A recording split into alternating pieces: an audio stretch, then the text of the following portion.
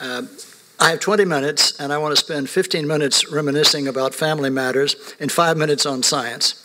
So I'll start in 1964 when Bob Walker and I got a letter from Devendra Lal, who said, "I love what you're doing, and we must do it in Bombay. Would you please come and visit?" And this went to Bob because he was the older, and he was busy, and so it went to me. And my wife and I spent months reading all about mythology, architecture, everything having to do with India, and we were so excited. It was just our heart's desire fulfilled. We had 3 small children. We went to TIFR. I guess I should say that's sort of the introduction, why Lal was interested. He was interested in a new dating technique, in practical applications to filtering cancer cells, measuring radon in homes, and a number of other things, all of which we did in 1 year. The first year was really a big, splashy event for us. It was 1962 is when it all sort of exploded.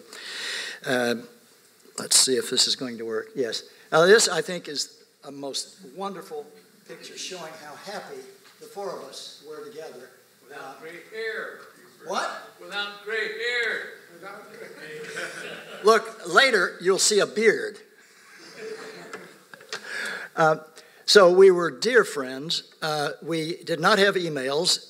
We used postage service, and in those days the postage was pretty good. Here's an example. This is from Lal. Now just imagine what Lal would say. This was after we had been there. He always says Buford.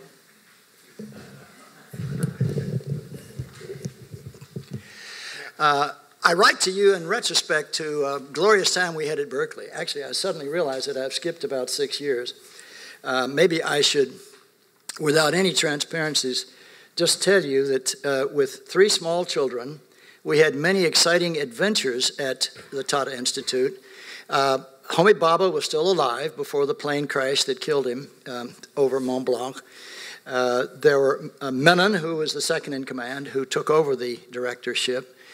We got to know all of these people very well. In fact, Sundar Rajan was my student. Lal assigned him and who was the other one? Tamini, to start their graduate research with me. So Sundar came to Berkeley and got his PhD with me. Jitendra, where's Jitendra? Spent quite a long period of time. Doug spent a long period of time, and I'll come back to Doug in a minute. I still have a guilt feeling about something we asked Doug to do for us.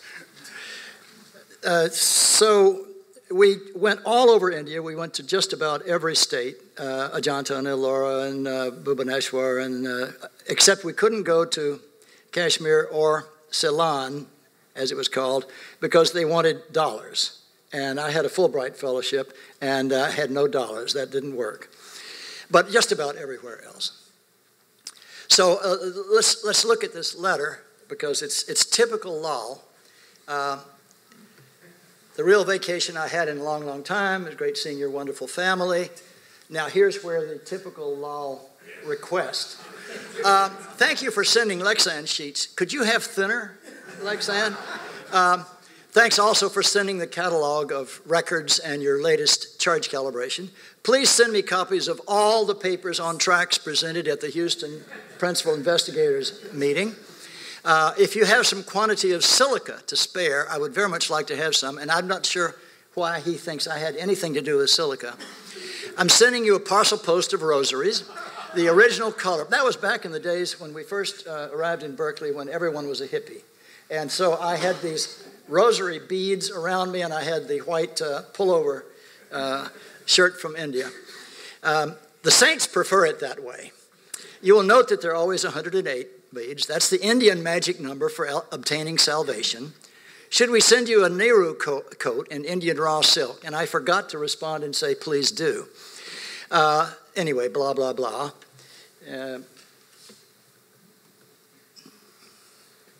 Now, that was on a trip where he and I spent 3 days together after a little meeting to advise on ideas for using an accelerator that was going to be built called LAMPF, Los Alamos Meson Physics Facility. So he did chemistry and I did physics, and then we went off with a rented car, and the highlight of the trip was going to Taos and visiting an Indian reservation where I got a photograph of Lal, which is lost, with one Indian here and an Indian from the other continent over here. So we all look a bit younger. There's the beard. Now, this was some years after our delightful 7 months in Bombay. Lal decided to celebrate the 25th anniversary of the founding of PRL, Physical Research Laboratory, and he invited some people to give talks, all expenses paid, for a couple of weeks. So we went to different parts of India around Ahmedabad, including the fact that part of that western part of India was underwater for a long time, and there were fossils there. Randy Jacobi is over on the far right. He was one of the speakers, too. One of the tragedies, I spent much of a week searching through my house, all of the photographs, to find me shaking hands with Indira Gandhi, and I've never found it. Here, I think she is. Now, these are from 2-inch by 2-inch slides, and they've done a heroic job, I believe.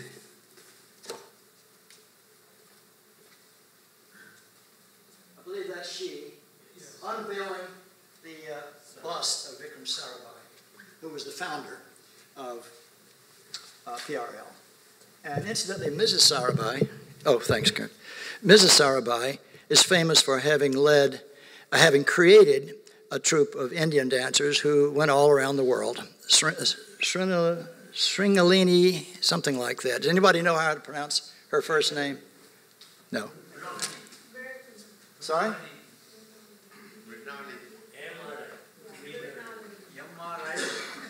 Good. Bandari, that same visit, the second visit. We've been to India 4 times, and all of them were fascinating. There were these trips to Bombay and to Ahmedabad. Then I'm moving around, right? Stop moving around. We're videoing. Let's see. The third trip was to give a series of lectures at IIT Kanpur, which was the American one of these famous Indian institutes of technology. They've been extremely successful after a slow start. And the fourth one of the people that I just thought was marvelous to interact with was Ramanath Kaushik, who was just a young kid at TIFR then.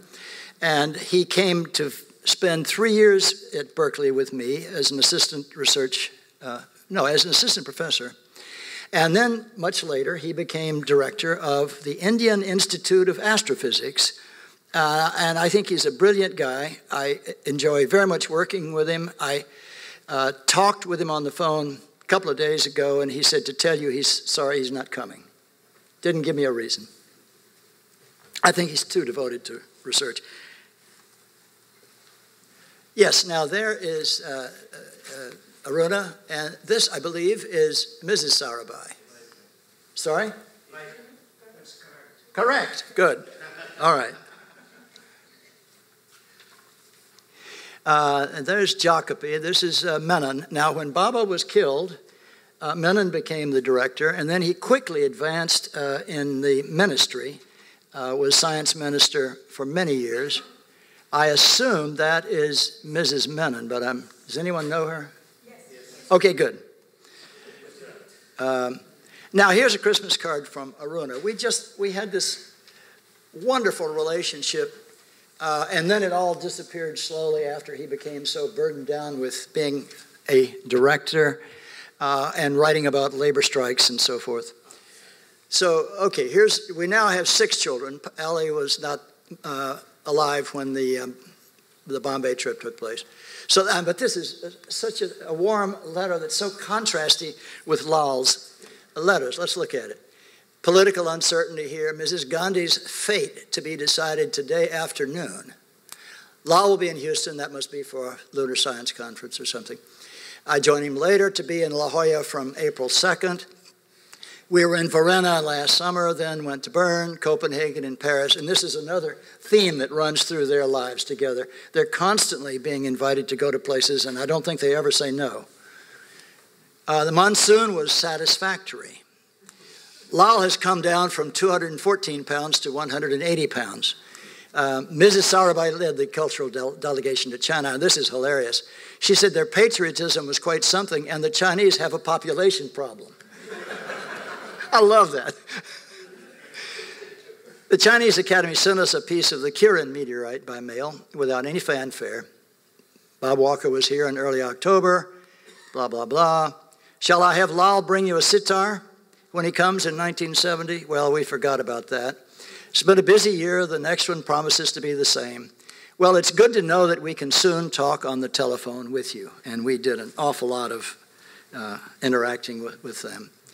So now eventually I got to the age where they did something for me, and this was at Berkeley, my 65th, and I don't have a beard now, 1997, but Lal was there, and you may or may not recognize some of the physicists.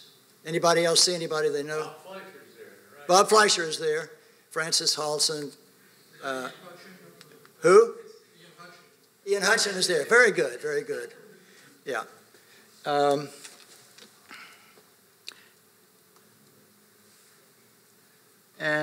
This was at that same banquet, and there, the guy who was one of the leaders in organizing the whole thing, and Bob Fleischer, Lal, and Jake Waddington, cosmic ray physics. Now, I'm going far too fast. So here's his talk, Lal's talk, at that symposium. And I suspect that, how many more minutes do I have? Probably too many. I have 5 minutes. Perfect. Excellent. All right. So this is something that brings me to science. One of the things that I did that I'm most proud of is to figure out how microbes that are a micron in diameter can stay alive for hundreds of thousands of years in solid ice. The secret has to do with phase diagrams and eutectics and the fact that ice is not really totally solid. At any temperature above the eutectic temperature for a particular impurity, and let's imagine now that the main impurity in the Antarctic is sulfuric acid. You have little veins that are liquid, full of sulfuric acid at temperatures above -73. And this thing turned out to be a correct explanation for how microbes survive. And in fact, I didn't have the equipment to do the experiment, but those who have cryotomes can slice ice into thin enough sheets and then introduce a dye so that you can see that, in fact, along those veins, let's say there's one intersection right there, all those little green dots are living microbes. Now here, we spent a lot of time with fluorescence detection of microbes, and we scanned ice in the National Ice Core Laboratory, 1 meter, about 1,000 measurements in about 3 minutes. And we record chlorophyll, which cyanobacteria that are almost 3 billion years old contain, and they are still today responsible for about 25% of the air that we breathe. They live in the shallow ocean, and they get blown onto ice and then packed down deeper and deeper. And then I realized that this suggests that one ought to study microbial evolution over hundreds of millions of generations, where one generation is 1 day typically. And the method is to get ice from different depths to extract the microbes, and of course time goes back as you go deeper and deeper. And if they're still alive, or even if they're not but have been at a low enough temperature so that their cells don't decompose. And mutation rates at -50 are so low that the whole idea seemed to make sense. So I'm going to come to that in just one moment. What we're plotting here is using this technique, we're measuring chlorophyll photons over, well, we're going all the way down to almost to bedrock. And we're finding, we started up here at the surface, and the concentration of chlorophyll just keeps slowly, slowly falling until about here, and then it shoots up. Now that discovery is only a couple of months old, and if you match depth with temperature, you find that the ice in the West Antarctic is around -30 until you get to the point where some of the temperature from the underlying, the heat from the underlying rock warms it up. And so at about this point, at -14, I'm speculating that some species of microbes are living and able to grow in these veins, which get to be quite large at warm temperatures. So we're here at -9, and we'll have to certainly investigate that. Live versus dead, another set of measurements. Ratio of live to dead doesn't change a whole lot. It may fall off logarithmically, but at any rate, there's at least, this would be 20% alive, this is 40% and so forth. So there are plenty of them that survive. Now, I learned how to do flow cytometry, which is a wonderful technique that involves several lasers. And all I want to show you is that I used many months' worth of work with the flow cytometer to map chlorophyll versus phycoerythrin. This is a red, this is without staining. Without staining, you can see the little red-colored dots clustered in this region, which culturation of cells showed me are probably, much of them are probably Prochlorococcus, one of the submicron-sized cyanobacteria, and along this diagonal are probably Senecacoccus. And I wrote that in a paper which I knew would never get published in a biology journal. No biologist will publish a paper without doing genomics. So I managed to get it into Biogeosciences journal. So for this chlorophyll versus phycoerythrin, and every one of those red dots maps over here into chlorophyll versus side scatter, which is a measure of cell size. Wow. One more minute, okay. Now, I managed to find marine biologists who were willing to run the genomics for me of cells at 322 meters in GISP and at 2 deeper depths in Antarctica. And sure enough, we were right. These, the Antarctic ones cluster very close to all of these microbial genomes, which are Prochlorococcus, you see, from there to there. And down here, close to Senecacoccus. So we have a proposal. Oh, well. Never mind, I'll leave this up since my time is up. I like the beat the hell out of this problem. That is a typical letter from Lal. Also, please get your secretary to copy the main papers and methods and email them to me. Jeff Severinghaus lent me his technician. Yeah, did you see that, Jeff? By the way, this was written by me.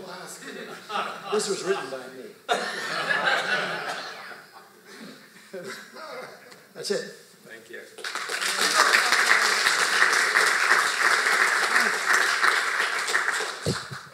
Now we'll have an occasion to learn about all the applications of Lal's discoveries on radionuclides in the ocean. And the talk is going to be given by Wally Worker, the expert on oceanography. Well, this is going to be short. It's going to have very little science in it. I came because of my great respect for Lal and my long friendship with him. I was trying to remember when it was that I first met Lal. I assume it was here in the late 50s, but I can't remember anything about that. But I do remember that there was the second International Oceanographic Conference was held in Moscow. The first one had been in the UN, and there were no more after that. This was Cold War stuff. And one of the days we met at the University of Moscow, and we had lunch there. And I walked into the lunchroom, and there was a line about 150 long, and to some cafeteria line, which I knew wouldn't have anything that I would like. And so I'm standing there, and up comes Lal, and he says, "Wal, you come with me, and I'll get you a really good lunch real quick.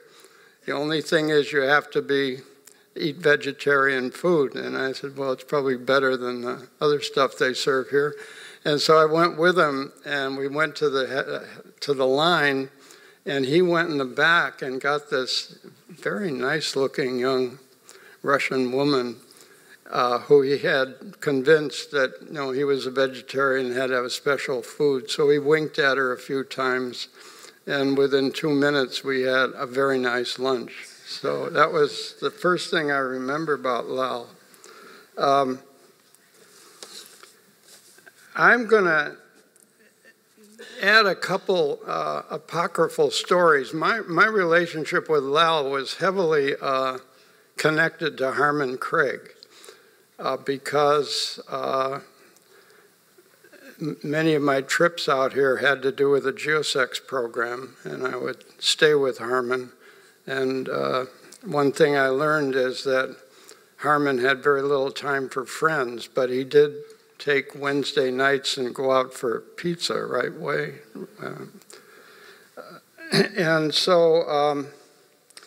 But Harmon would tell these stories, and one of them is very interesting because I was asking him how Lal got into manganese, because Lal used manganese in seawater to collect all sorts of things, in particular one of his favorite isotopes, silicon-32.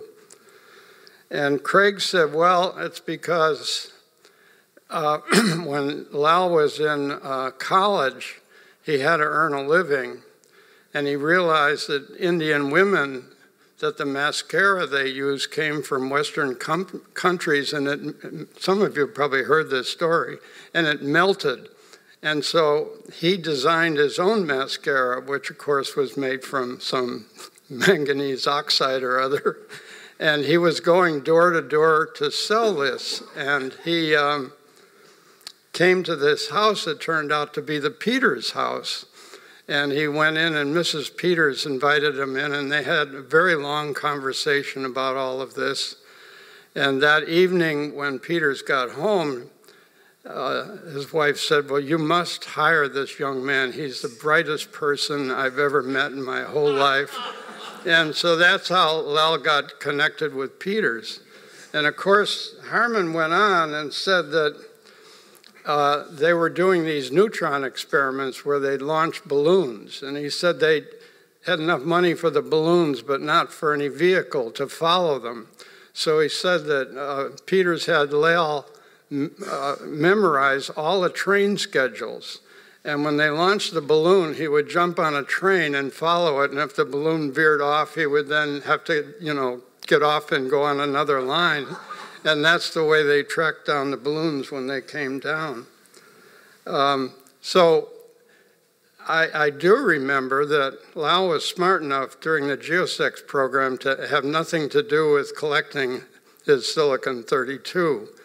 But he convinced us on each of the legs of the geophysics, which there were about 25 or so, that we'd collect one bag cast. And this was an event because he sent out, Ray, how many pounds of fibers? They were a huge amount of fibers, and they were all scrunched up. And in order to open them up so there'd be some way for the water to move through them, we would all sit up on the deck house, and spend better part of a whole day shredding these things. And, you know, they smelled, and we all had manganese all over us. And then we would put these casts down. It was really complicated. They went down in a huge yellow bag that was all folded up. And the idea was you'd drop a messenger when it got to the right depth, and the bag would open, and you would leave it there, 12 hours? We left it there a long time. And then you'd send another messenger down, and it was supposed to somehow choke the bag off so that no more water could go through, and you pull it up.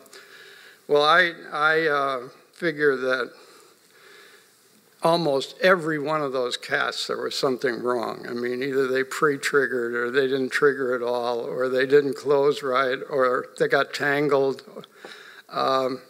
But Lal then, it took him years, I think, to make all those measurements, because he had to extract a small amount of silica from the manganese, and then use his little beta counters to count the atoms, or count the decays. And the results were confusing.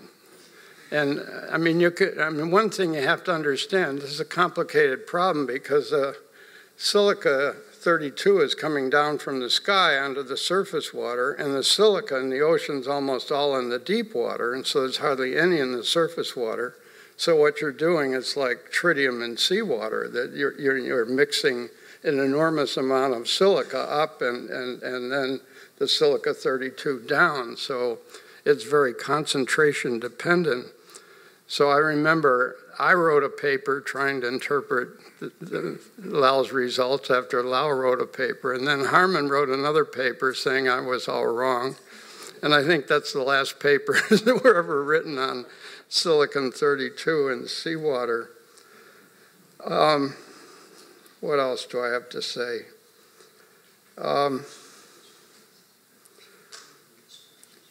One thing, you know, Lal got interested in the two radioactive phosphorus isotopes, phosphorus 32 and 33. And of course, phosphorus is one of the key elements in plankton growth in the ocean. And he had some really neat ideas of how you could use it to study the phosphorus cycle. And I think he made a total of maybe 10 or 15 measurements. And of course, with something as complicated as that, in order to really sort it out, you need hundreds of measurements. And that was the kind of thing Lal found hard to do, because these things were hard to fund. You need a big team to make all the measurements, and he worked, as far as I can tell, mainly with a very small group. But he was a good friend. He would come to Lamont. I mean, I'm sure others noticed the same thing. Suddenly, the whole secretarial force would be working for Lal. They would be making phone calls for him, making air reservations, Xeroxing papers. I don't know what he did. I mean, all of you, if we put together all the papers we sent to him, because every time he'd get in touch with you, send me this, send me that, send me, and he always wanted papers. I assume he read most of them, but it's hard to believe, because he must have collected thousands and thousands. So that's it. I'm glad I'm here. Some of you know, almost didn't make it through December, but I'm hale and hearty again, nasty as always. The next talk is by a local colleague, Severinghaus, and he is not going to talk about the ocean, but the ice. And so this extends the interests of Lal now to the ice. Thanks. It's a great honor to stand here. I was Lal's nearest office neighbor. He was in the office right next to me. And so he would always come by about 5 o'clock every night, and he'd just stick his head in and say, "So what good idea have you had today?" That was, and he meant it. What he expected me to be coming up with a good idea, every day. Needless to say, I did not cough that up very often, but it was great because he actually put up challenges to me, which is a rare thing for nowadays for faculty to do to each other. I mean, he would come to me and say, "Jeff, you must figure out how to measure chlorine-36 in ocean water." Whew, you know, and so what's the ratio of chlorine-36 to regular chlorine? Oh, it's about 10 to the minus 16. I was delighted to see on the program that John Stone or somebody, you hear John, he's going to actually tell us how to do this, which is amazing. That was something that Lal put me up to, and I punted. Braver souls, you know. So, yeah, so Lal and I just talked a lot, but we actually finally got sort of professionally, or the way he sort of influenced me most professionally was that I decided that I wanted to measure carbon-14 in atmospheric methane to learn about fossil sources of carbon, of methane to the atmosphere, you know, and so I set off to measure the atmospheric carbon-14 content 11,000, 12,000 years ago when there was a big abrupt increase in methane concentration. And I knew about Lal's work on ice, and so one of the things I was somewhat worried about was whether there might be any in situ cosmogenic production of methane, not just CO, because Lal had published on, you know, as you know, cosmogenic production of methane and of CO2 and CO. Where's the Yeah, you want to go to diverse. That's 6 diverse. The folder there. Middle. Oh, okay. Here we go. Yeah. So I asked Lal, you know, do I have to worry about methane in glacial ice, you know, coming from cosmogenic production of carbon-14 in glacial ice? And he said, oh, no, you don't have to worry about that. Methane is only formed in anoxic environments. And there's tons of oxygen in glacial ice.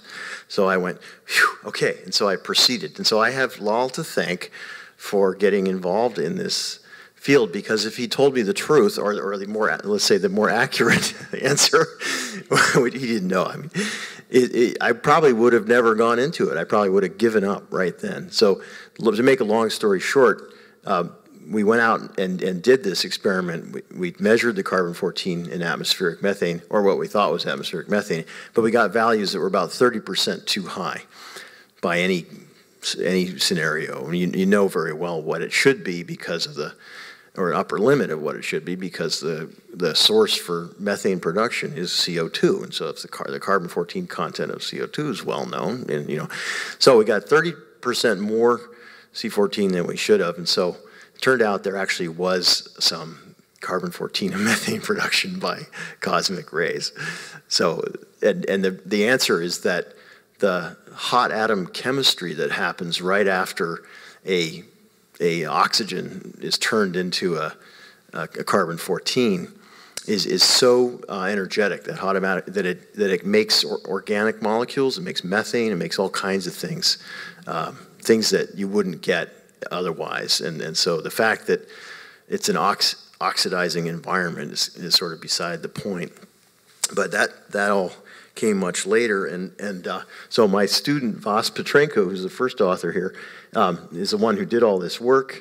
He did it much more carefully than I would have done it, and so I was very lucky to have a fantastic student to do this. He's now assistant professor at University of Rochester, and so this is the reaction that you all probably know about, the spallation on oxygen nuclei by fast neutrons, and I just want to remind some of you in the audience that this is not the usual Libby mechanism for making carbon-14, which comes from nitrogen. This is not thermal neutrons on nitrogen. This is fast neutrons, typically 100 MeV neutrons, or in that range, hitting an oxygen nucleus in the ice, because of course, you know, ice has a lot of oxygen in it, and kicking out a neutron and 2 protons, leaving you with the carbon-14. So this Nature paper by Lal and others was, you know, my first sort of introduction to this phenomenon. And so I don't know if you can see the points over there, but you can see that he's got about order of 1,000 atoms of carbon-14 per gram of ice. So that's just a number I want you to remember. 2,000 or something like that. This turns out that he measured CO and CO2 separately, and about 60% of that is CO, carbon monoxide, so C14 monoxide. And so order basically 1,000 CO atoms per gram of ice. So what are the applications? Well, just to briefly review, we are looking at the past atmosphere, and of course there's air bubbles trapped in glacial ice, but there's also this in situ cosmogenic component. And one of the things that Lal was able to show is that you could, in principle, get ablation rates by measuring a depth profile of carbon-14 in carbon dioxide and carbon monoxide. Also, he was pursuing the idea of reconstructing past cosmic ray flux, and we still are actually working on this. It's like so many things he started, we're still working. And maybe past solar activity, because of course solar activity modulates the cosmic ray flux. But the big complication, of course, in glacial ice, these two components are present in a combined form. And so the ice-bound and the bubble-bound forms of carbon-14 are all going to get mixed up with time, and so you have to somehow disentangle them to make this useful. So Lal's mechanism turns out not the only one. There's also a muon capture. Muons go deeper, so whereas the E-folding depth for neutron production is like 1.5 meters, the muons, the E-folding depth is 15 meters, and so that actually turns out to be important in our story. There's also interactions with fast muons that goes even deeper, something like 30 meters or so.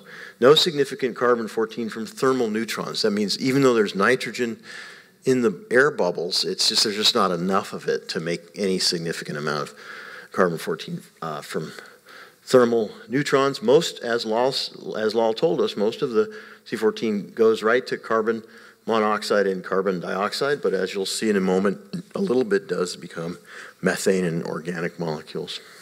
So the top of a polar glacial is typically about 100-meter thick column of snow, which we call firn, and the air can move up and down in that freely, and there's still a bunch of unsolved puzzles about how much of the carbon-14 that's created by this mechanism stays in the ice, and how much actually diffuses out of the grains and then is ventilated quickly to the atmosphere before the snow forms solid ice. So these are all outstanding questions that we still are grappling with. So this was our approach. We built a 700-liter vacuum chamber, took it to the field. This is in a trench, Greenland summit. I'm not going to bore you with all the details, but one of the fun things about this was that instead of having to dig a trench by hand, we just asked a bulldozer to dig us a trench. It took the bulldozer 90 minutes to make this trench. Isn't that amazing?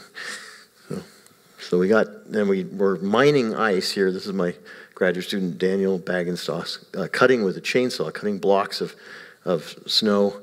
And the bottom line was we did find that there was carbon-14 methane in that. And then we took the next step, go to an ablation zone where we're just looking at very old ice. This is 52,000-year-old ice, so it shouldn't have any primary carbon-14 left. So we're just looking now at the in situ production that Lal proposed on this ice as the ice comes up to the surface. And this is what it looks like at the surface. And we were very fortunate to get a shallow ice drill that was fat. It's 10-inch diameter. This was funded by the Obama stimulus. And so we could rapidly drill through the surface zone, which was cracked and contaminated with modern atmosphere, to a depth of about 4 meters. So we got down below 4 meters and took big cores of ice that looked like this. And so here's our 700-liter vacuum chamber. We're just loading the big cores in. This way we can get about 1,000 kilos of ice per sample, which is enough to really get that methane signal. There's only about half of a methane carbon-14 molecule per gram ice. So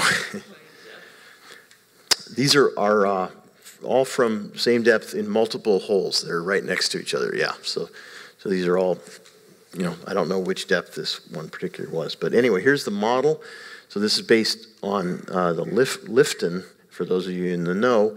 And you see that most of it from neutrons is right near the surface, predicted something like 400 carbon-14 atoms per gram ice. The muon capture turned out to be more important at this particular site because of the fact that the ice is flowing down the glacier over time, and it's only ablating very slowly. And so the deeper muon mechanism actually became quite important here, and the fast muon also. So really all three of these need to be considered. And here's what we actually measured. So sorry about the busy slide here, but the black is the model. So that's what you just saw for total carbon-14 predicted, and it's about something like 600 atoms per gram.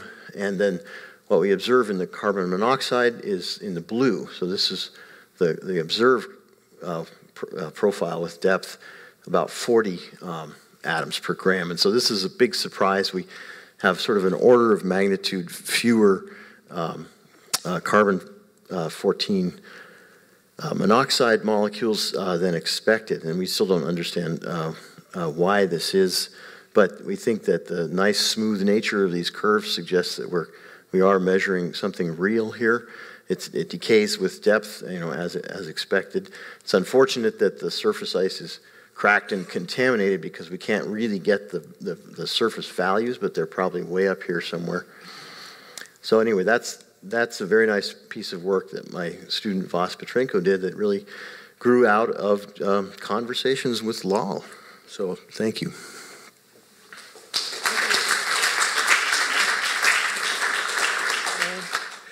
We have now seen the interest in ice that Lal had. He had also other interests, more interests, and the next one that we're going to hear about is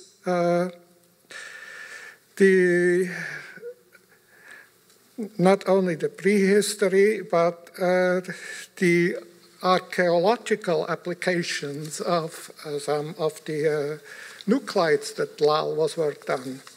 And Elisabetta Boaretto is going to discuss what she did to work with Lal. Yeah, thank you. Thank you. Welcome. Thank you.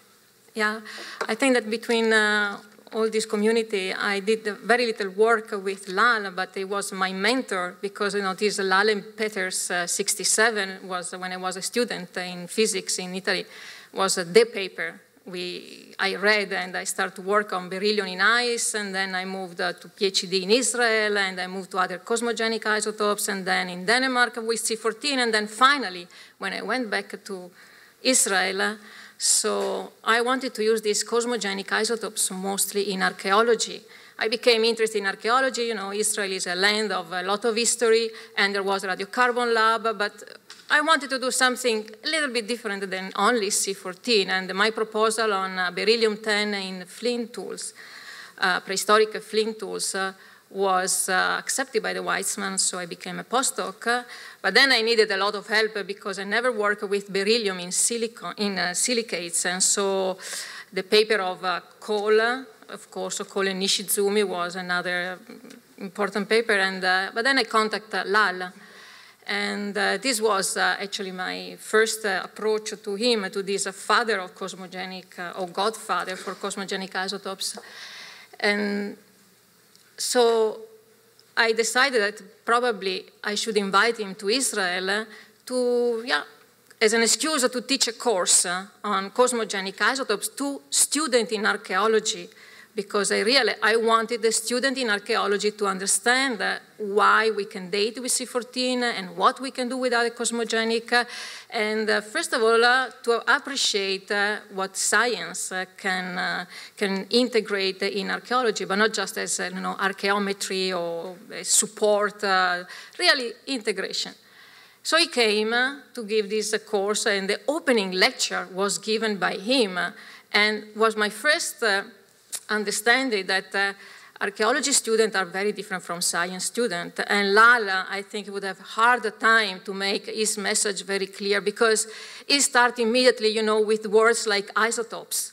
And you see this archaeology student closing the eyes, trying to focus, isotopes, what is isotopes? And then he quoted this sentence that I don't remember if it's his sentence, somebody else, that all isotopes are born together, but some are born equal, but some are more equal than others. And these students really, they lost completely, and then he started with equation and physics, and I think they suffer. But then I gained a lot of respect, because when they ask me, did you understand what he was talking about? I say, yes, it was pretty clear. So they think I'm a genius, but I appreciate that this was the help that Lal gave me to push archaeology and the physics in archaeology there in Israel. But so I think that we all know that C14 is the cosmogenic isotopes that can be used in archaeology, and it has a lot of good aspects, but very few other cosmogenic isotopes has been used. And all the good aspect that a radioactive isotope should have, is they are present in C14, and this is why radiocarbon has made a real revolution in archaeology. But for the other cosmogenic isotopes, I think there have been very little application in archaeology, and especially because we are looking for this radioactive to be used like a clock, and they do not have all the good characteristics of C14. And some attempts has been done to use especially chlorine 36, calcium 41, beryllium 10, aluminum 26, and helium 3 in different applications. I think that here I mentioned some, like burial time. We use the couple of beryllium 10 and aluminum 26, and Granger, based also on the idea of Lal, has pushed a lot of this method to date sediments in a prehistoric cave. Stone construction, exposure time, this is mostly the interest of the group in Zurich, and they're trying to do some progress in this, but it's not easy, because you have a lot of other unknown that can pass this application. Bones and teeth, these are related to anthropogenic activities or to the humans, and to be able to date this fossil would be an extreme breakthrough for archaeology.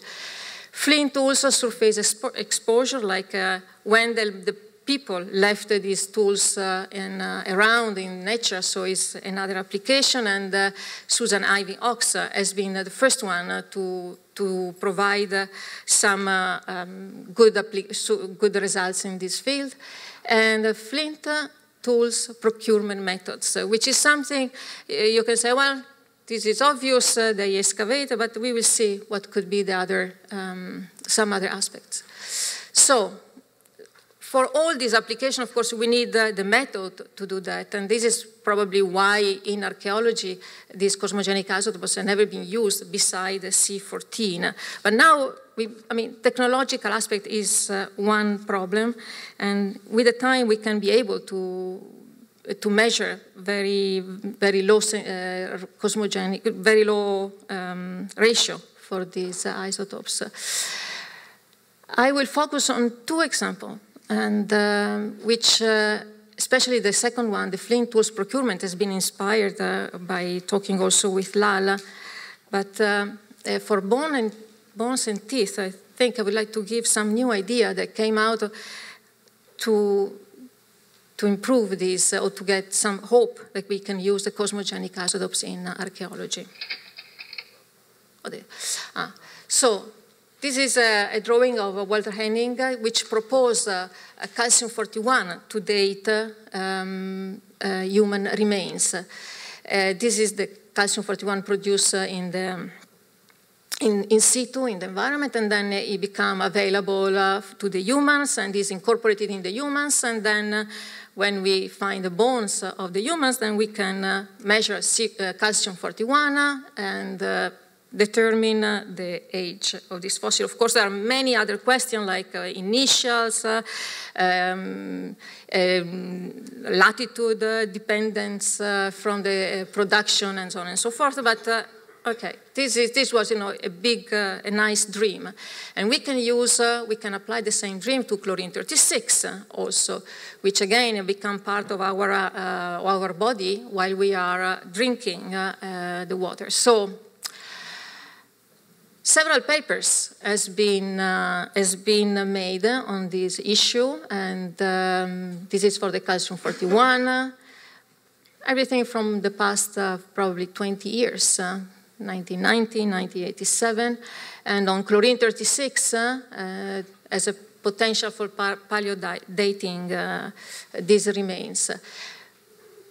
Beside these papers, I mean, the big problem in that was that, for example, when they measured calcium-41 in bones, they found that bone from different taxa had different calcium-41. So what does it mean? That we cannot use it because it is important that we know the initial value of calcium-41. But if this depends from the taxa or from that they should have the same age, how can we explain that? So I think that, let's skip this one.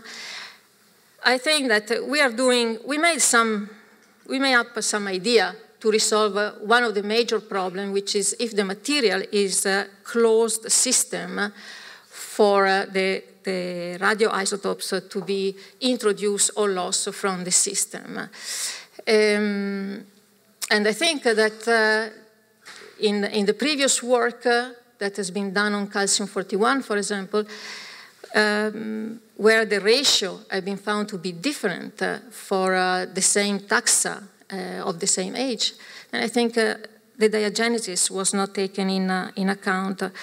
And we are trying, to fix one of these problems by developing some methods independently from the age or from the known cosmogenic ratio that we should obtain to know that the material that we are measuring is in fact the good material. And this is a little bit different from what, and I think that Lal would like this kind of diverse approach to resolve the problems. So what can we do in order to define if this material is good for dating or not? And I think we are investigating the dependency from the size of the crystal in material like bone or enamel, which is chemically is the same material, by the atoms is the same type of elements, but still the size of the crystal are enormously different between the bone, which is very small, and therefore the ratio volume to mass is very big, while for enamel the crystals are much bigger and therefore are also more stable to the diagenesis, to the processes that can happen along the time. And these are processes that are slightly different from what we know in erosion processes and chemical processes in natural environment, because we are working in a cave where a human impact has formed those sediments, and some of those material brought into the cave disappeared because of diagenesis, and we had to reconstruct all these by what is left there. So also in these apatite minerals, we found that the substitution of carbonate, chloride, fluoride, other ions in these crystals introduce disorder. And this disorder make the crystal more open to diagenesis. And we use the infrared spectrometry to do this identification for the stability of the material from the pristine state.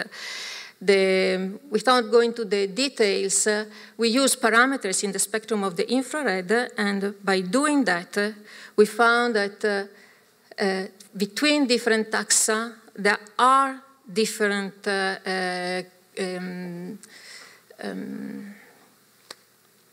different order in the crystals of the apatite, and especially, where is it, this one? Yeah, enamel, for example, and bone in this, when we use the parameter of the infrared splitting factor and the peak at the 1035 for the phosphate, they have completely different slope. So we can follow, these are the same taxa through time, we can follow from modern time to older time. We see that this order and disorder in change, and we can find if the crystal that we are supposed to use for the measurement of this cosmogenic isotope, so for other measurement, is still pristine or not.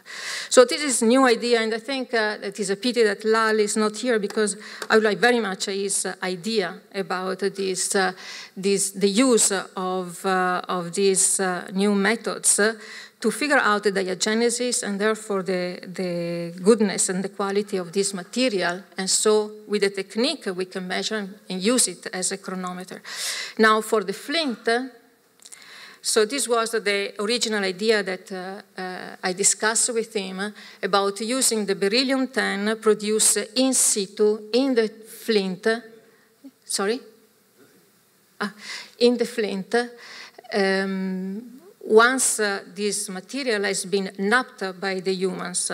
Here you see when the original, the material has been mined by the humans and then is napped to form these tools, they leave beside them also huge heap of, as a witness for this activity. It's very important, and the fact that if this material has been mined, has been searched a few kilometers apart or many kilometers far away from the location where the humans lived, imposed to us a kind of interest in understanding if these people has programmed their life in order to procure this material. So the idea that we had was if the flint, which is a silicate, and is present in nature like nodules that the humans may have excavated, if it was on surface and therefore exposed, should have a lot of beryllium-10 as produced in situ by the neutrons. So if the humans has collected a nodule like that to make these tools, we would expect a lot of beryllium-10 in this tool. But if it was excavated like here, this is a mine, a Neolithic mine, where the humans has excavated in order to take out this nodule and then nap it to produce the tools.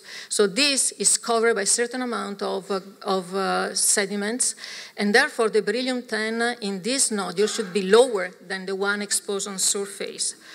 Therefore, once the tools is left in a cave, and this is the environment we wanted to study, in a cave, and no more production by the cosmic rays was made in this tool, if it was from this origin, it should have 0 beryllium-10. If it was from outside, it should have a high content of beryllium-10.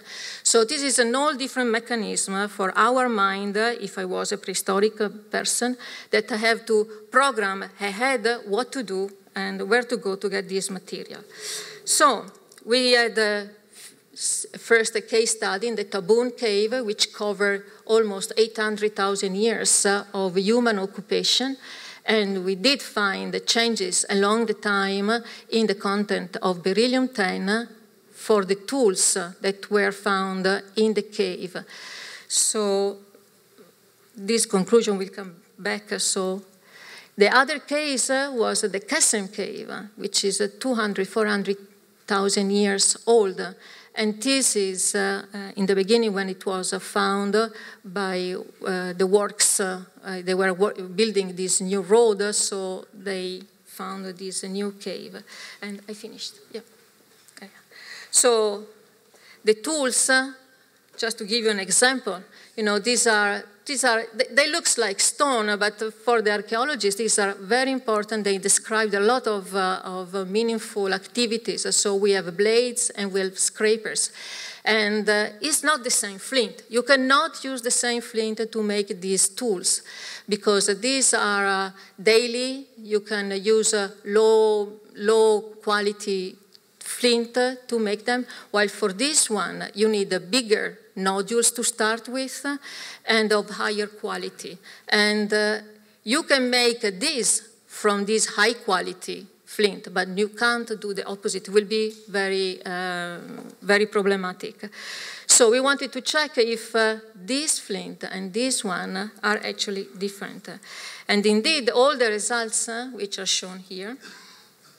So we have, we collect from the surface around the cave, to have our background, our zero for beryllium-10 in outside, and you see it's very variable. We have a low beryllium-10, high beryllium-10. And for the tools, this is the deep, this is the range for very deep mined tools. And now we have the axis. The axis made in the cave, they come from very, very high quality material, and they are pretty low in the beryllium-10, while the scrapers, which are also good quality material, they're also low. And here we have the blades, which show a much larger distribution of beryllium-10.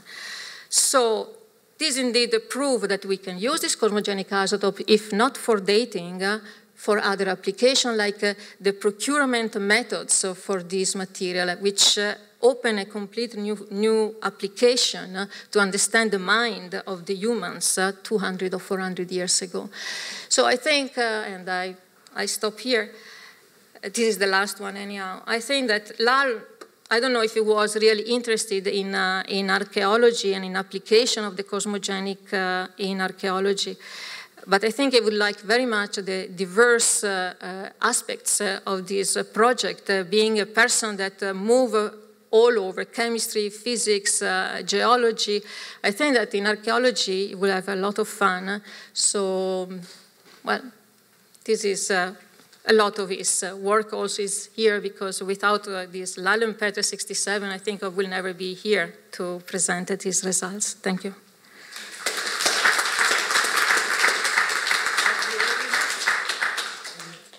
The session is Cosmogenic Nuclides in Earth Science, and the first paper is given again by a representative of PRL. Well, good afternoon, everybody. I'm indeed very glad and happy to be invited to this symposium on Professor Lal, my Guruji and esteemed senior colleague throughout my research career. As the title actually says, I'm going to talk to you about selected aspects of isotope geoscience research conducted by Professor Lal and his group at the Tata Institute of Fundamental Research in Mumbai, and later at the Physical Research Laboratory in Ahmedabad. I have been actually associated with LUNC for a very long time, probably almost about 50 years, I would think. Of this, the first 30 or 35 years, our association was pretty close when Professor Lal was at TFR or at the PRL. That was when his base was in India. And then sort of tapered off, even though we continued to work together on certain aspects of synthesis of data and some reviews when he was in Scripps.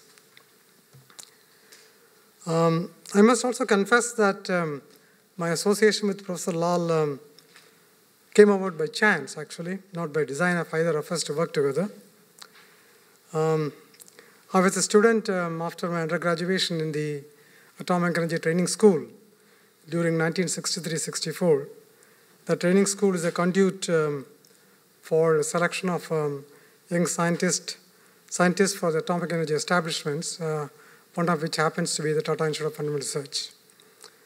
Lal at that particular year had put in an intent for a chemistry trainee, successful chemistry trainee, with a background in certain specific subjects, and I seem to have filled the prescription. So I was offered the position to work with Professor Lal at the Tata Institute of Fundamental Research. So I came there in 1964, and since then I have been associated with Professor Lal. So when I came to Tata Institute, the geocosmophysics group was extremely active. It was about 10 years old. So sometime later, when Lal and I became more friendly, I talked to him about the first 10 years of his life at the Tata Institute. That's before I joined. And he told me several things, and subsequently there were some written documents about those things in one of his papers, as well as in Jim Arnold's some papers. So I'm going to use some of these things to talk to you about it, because some of those things which he did at the time essentially laid the foundation for him to be a scientist in cosmogenic nuclear applications. So the programs at Tata Institute started under the code name Beryllium 10 project, which was started by or initiated by Professor Bernard Peters, the renowned cosmic ray physicist, who was the supervisor of Professor Lal for his PhD. Bernard Peters made extensive calculations of the production rate of beryllium 10 in the atmosphere, and he was convinced that that is the real isotope to go after if you want to learn about the Earth's surface processes occurring on millennia timescales. So he published a seminal paper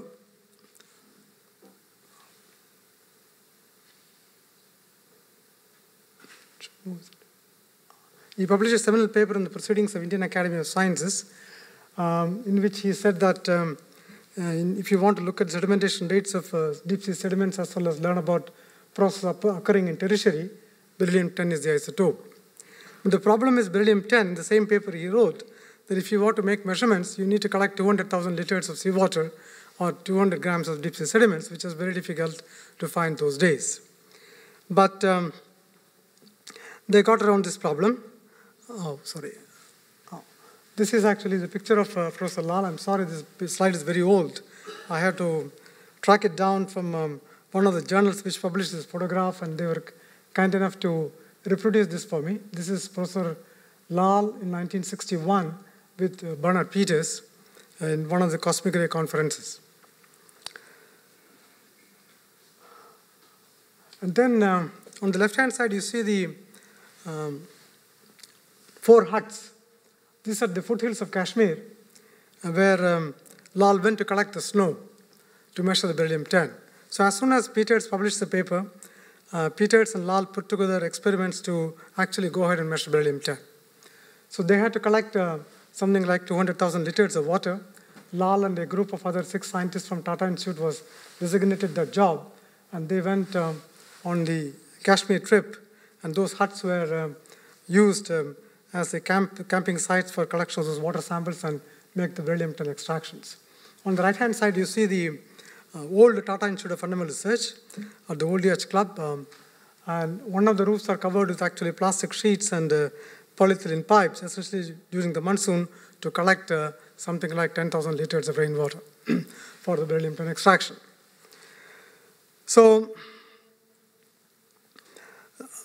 once these experiments are on, and then Lal wrote about Peters' feeling about these experiments as well as his drive in the article he wrote about beryllium 10 discovery.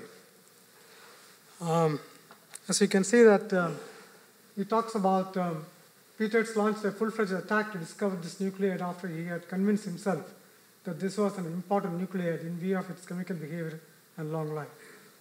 So what is important is that Lal says that I believe that Peters must be right because he says so. There's sort of blind faith in him. To me, he had repeatedly demonstrated that good science meant thinking deep, trying to look deeper into things, and then doing experiments to test the ideas. Actually, when I talked to Lal several times after this, he always emphasized on these two things. One is that once an experiment, Peters always, he said, put the experiments first on a pedestal in which there was a back of the envelope calculations about the feasibility of the experiment, then implementation plan, and then what do you do with the results? He said there must be a Gandangan experiment to think about what would you do if the numbers come out. He said you create a number of scenarios and see whether the program can be taken forward. If the program just stops after one result, then it's not worth taking. So he said this must be all satisfied for Peters, and Lal almost insisted that many of his students also practice the same thing. Well, when Lal and Peters were doing these experiments, someone else across the globe was also trying to do beryllium-10 at the same time. And that gentleman was Professor J.R. Arnold in Chicago. And neither of the groups knew that they were trying to do beryllium-10 until Arnold went and visited one of the common friends in Chicago, that was Chandrasekhar, who told them about Peters' attempts in India. And then a series of correspondence started between Arnold and Peters. So Arnold also had an article on beryllium, discovery of beryllium and beryllium isotopes in the US in the same journal where Lal wrote the article. And Arnold in his letter actually said that halfway around the world from Bombay to Chicago, an independent discovery of cosmogenic beryllium nucleates were made. One of the key things in which he said that even though Arnold actually discovered beryllium-10 probably a few months ahead of the Bombay group because of availability of better facility for nuclear physics and nuclear chemistry, he was willing to wait till Peters completed the discovery in Bombay so that the two papers can be published back to back as discovery papers. But Peters didn't want to do this. He told Arnold to go ahead and publish it, and then he came subsequently into publication. But more importantly, Arnold also wrote that when he moved to La Jolla in 1958, a member of the Peters group named Devendra Lal appeared almost at the same time at La Jolla. That collaboration among Honda, Lal, and myself has been one of the happiest and most fruitful in my life. This is printed in his article in Current Science, which was published in 1991. I, again, talked to Lal about, when I was talking to him sometime later, he echoed the same feeling, saying that his association with Honda and Lal was always reverberating and always idea-full. So I talked about the beryllium-10 project because Lal's induction and participation in the project was the one which laid the foundation for him to take up the researches on cosmic reproduced isotopes on inner sciences and planetary sciences. It also brought to light another thing, which is the concluding paragraph of Lal's article. He said several young and bright scientists were looking for opportunities to work on good ideas. Peters provided this opportunity to some of us. As you can see, I was one of those who grabbed this idea tightly. I graduated from microscope to radiochemistry, and low counting to varied experience on one side. In fact, I removed certain sentences there in the thing because he said leopard hunting was one of the other things he learned while doing beryllium-10. Because in Kashmir near the tents, the leopards were very common and he had to hunt them down. But one of the things which he also told many of his students that if you are studying, doing PhD, it is not enough what you do. You should also look at various other things around you and learn about them. Several of the things he has challenged me and made me do, and one of the things maybe I could tell you is soon after the arrival of the moon samples, the NASA also sent us the hand specimen of the rocks. And these hand specimens had to be returned to NASA within 2 or 3 weeks, and therefore those hand specimens has to be duplicated at the Tata Institute of Fundamental Research. So one afternoon, Lala, as usual, came with his bag full of things and came to my room and said that these specimens have come here to make replicates of this. And I had absolutely no idea what to do with them. So we tried a few things. Things didn't work. About 2 or 3 days later, one day afternoon, he called me from his home. And he said, I had gone to the dentist yesterday. I said, what was wrong with you? He said, well, my teeth was paining and that has been fixed. Then immediately afterwards, he asked me a question. Have you gone to a dentist recently? I said, no. I think you said you should go tomorrow. I said, I don't have a tooth problem. No, I said, you should go because yesterday when he was repairing my teeth, I found that he was making molds of my teeth. And I was very excited. I think you can go and learn from him how to make molds. So I immediately went to the Tata Institute dentist. There was a dentist section. So that guy saw these hand specimens of the rocks, and he said it's impossible to make this because I can make very small ones. And those days, those dentist cement were imported in India, but finally we were able to get the addresses and make the molds. But the problem was once you make the molds, you have to then convert that into the rock.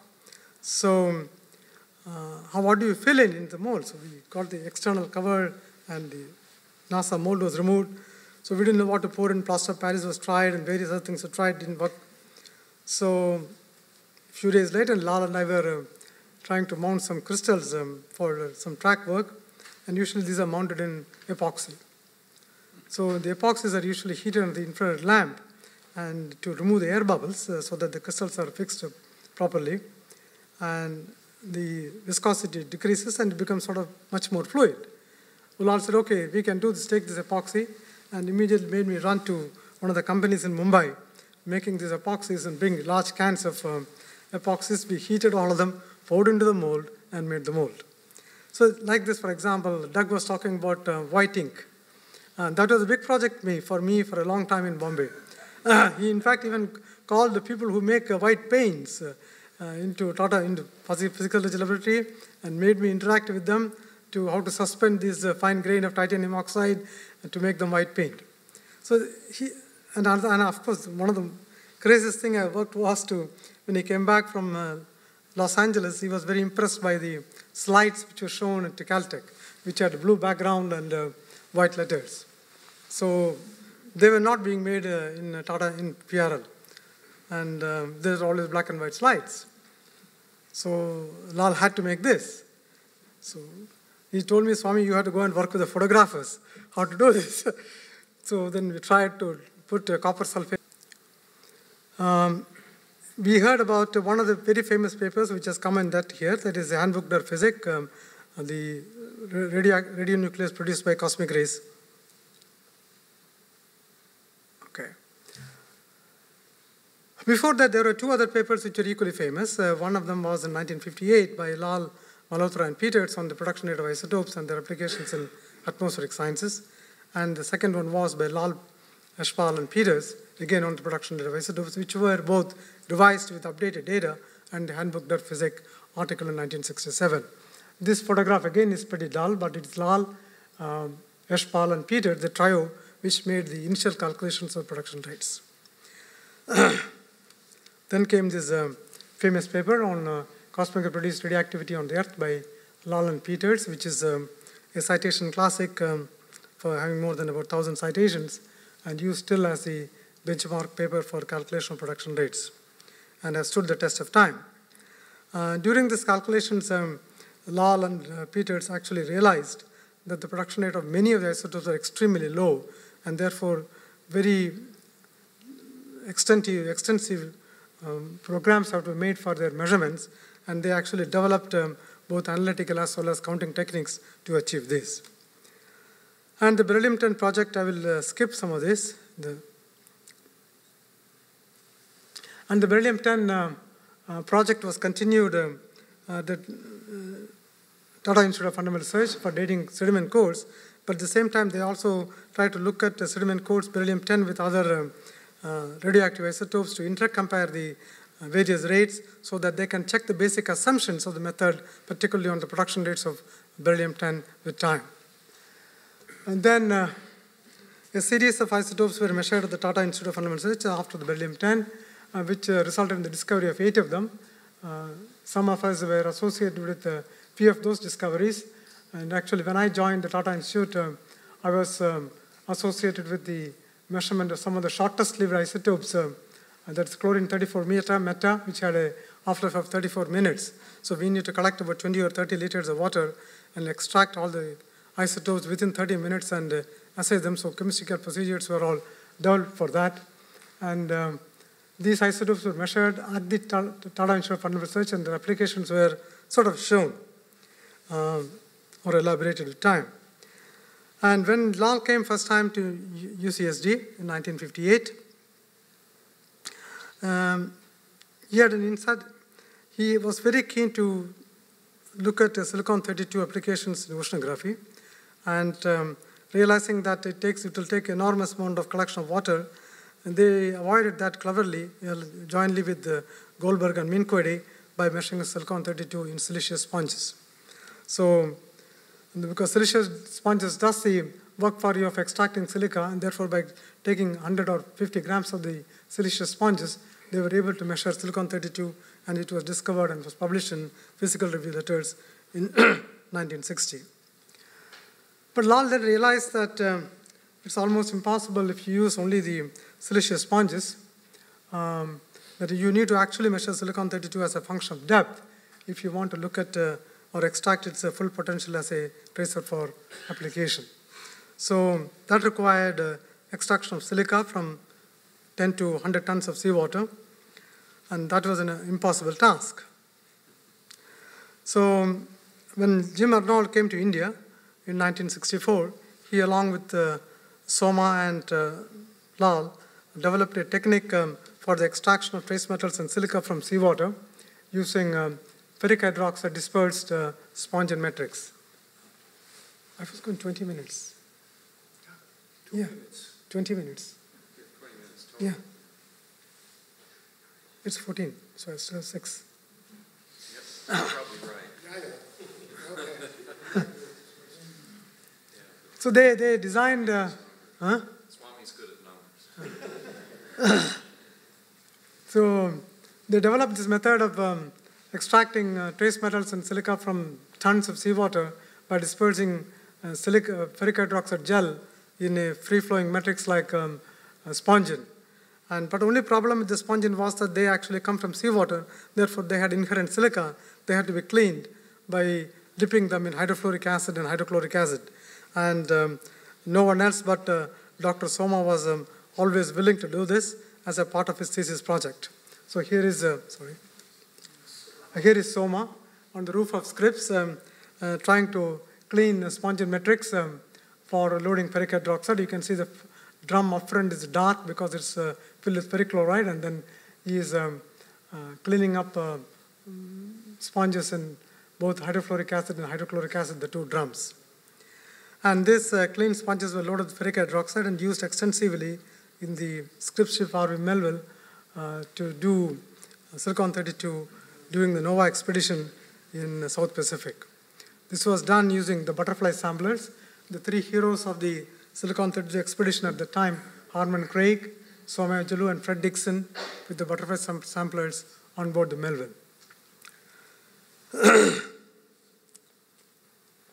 So they did a lot of profiles, and just for the sake of completeness, I'll show some of the results here. And these results are used by Soma, Harman, and Lal to talk about this biogenic cycle of silica and the silicon-32 inventory, as well as its production rates. But Lal and Soma and others realized that you cannot use the spongin because of the inherent contamination. So there was a requirement to improve the metrics, and Lal started corresponding as usual with a lot of people, and finally hit upon somebody in Monsanto Chemicals who said that they may be able to do using acrylamide fiber. So he one day came to the lab in TF1 and gave me all the correspondence and told me, Swami, you start corresponding with Dr. Boyer of Monsanto and make this ion exchange resin from the fibers which are used for filling pillows, the acrylamide fibers. So I started corresponding with them and finally developed that resin with their help. And that was used extensively during the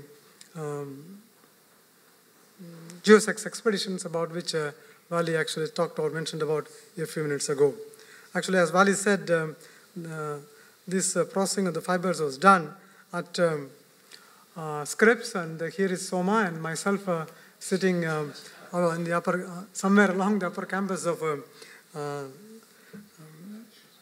along the way to the upper campus of Scripps, in a hut which was named by Harman Craig as the Taj Mahal for processing the fibers. Soma actually processed 3,000 kilograms of the fibers in this hut for deployment in the Geophysics cruise. And just to keep Valley happy, I will show him this slide.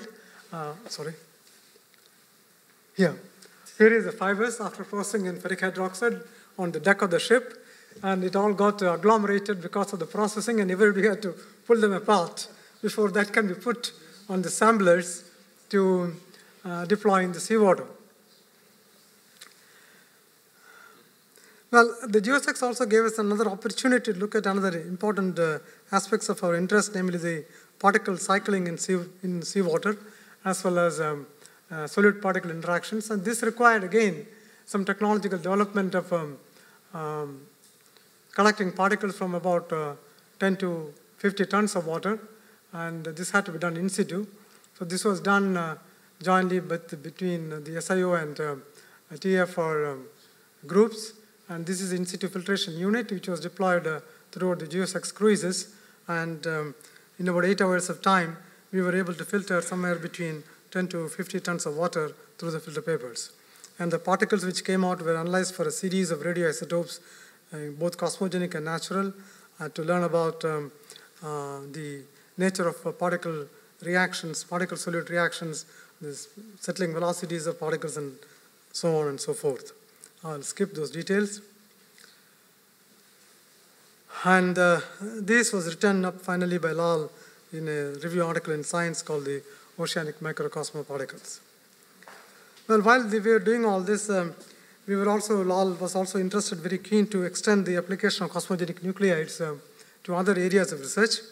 One of them was the dating of the groundwaters, and he always thought that silicon-30 is ideally situated to do this because it has a half-life of about 150 years, but not when Lal started this. When Lal started this, the half-life was 700 years. Today, it has decreased to 150. But whatever that it was somewhere between tritium and carbon-14. So it was told that it's very ideal to look at the isotopes and make the measurements for dating the groundwaters.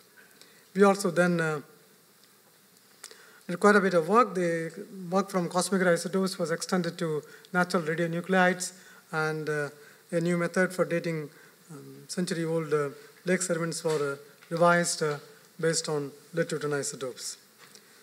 Lal didn't stop not only at the applications, but he established the first laboratory for radiocarbon and tritium in Tata Institute. Here he's at the radiocarbon laboratory at the Tata Institute, which served as a facility for looking at the chronology of Earth civilizations as well as the dating facilities for the lab.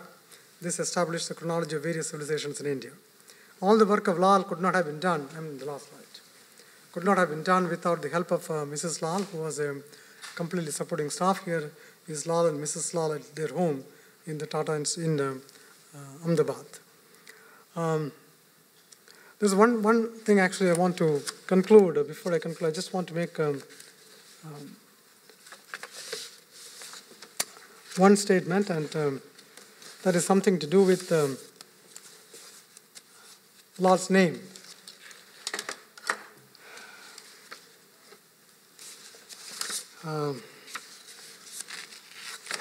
Lal's name is Devendra.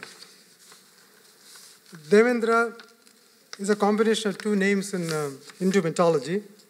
It means the part is called Deva. It's the meaning of king or lord.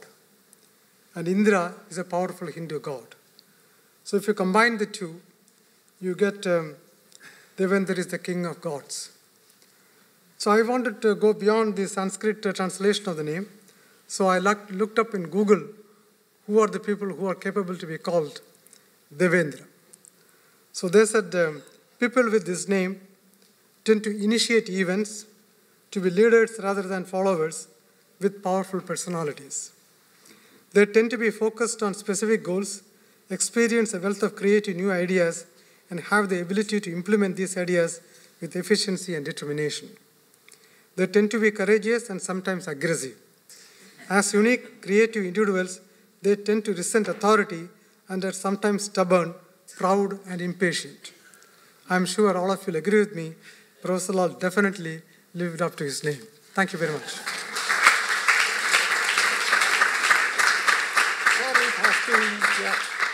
And Ken Farley, of course, has been close to Lal when he was a student here. And he's going to discuss a topic which basically is dealing whether the dinosaurs have seen Grand Canyon or not. It's kind of strange that over the 20-some years since I left here, the number of times that I started working on something and I found that the primary literature that I needed was from Lal. And I think that's one of the main reasons I'm here, to basically recognize that.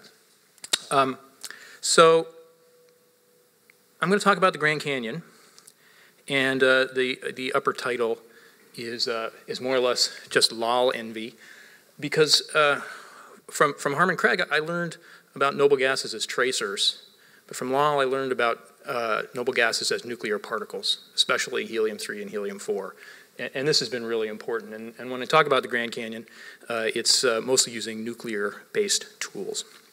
So I was going to talk about this. I'm a member of the Curiosity rover team. And the paper that you see at the top is not one of Lal's hits. It's only been cited twice in, 20-some years.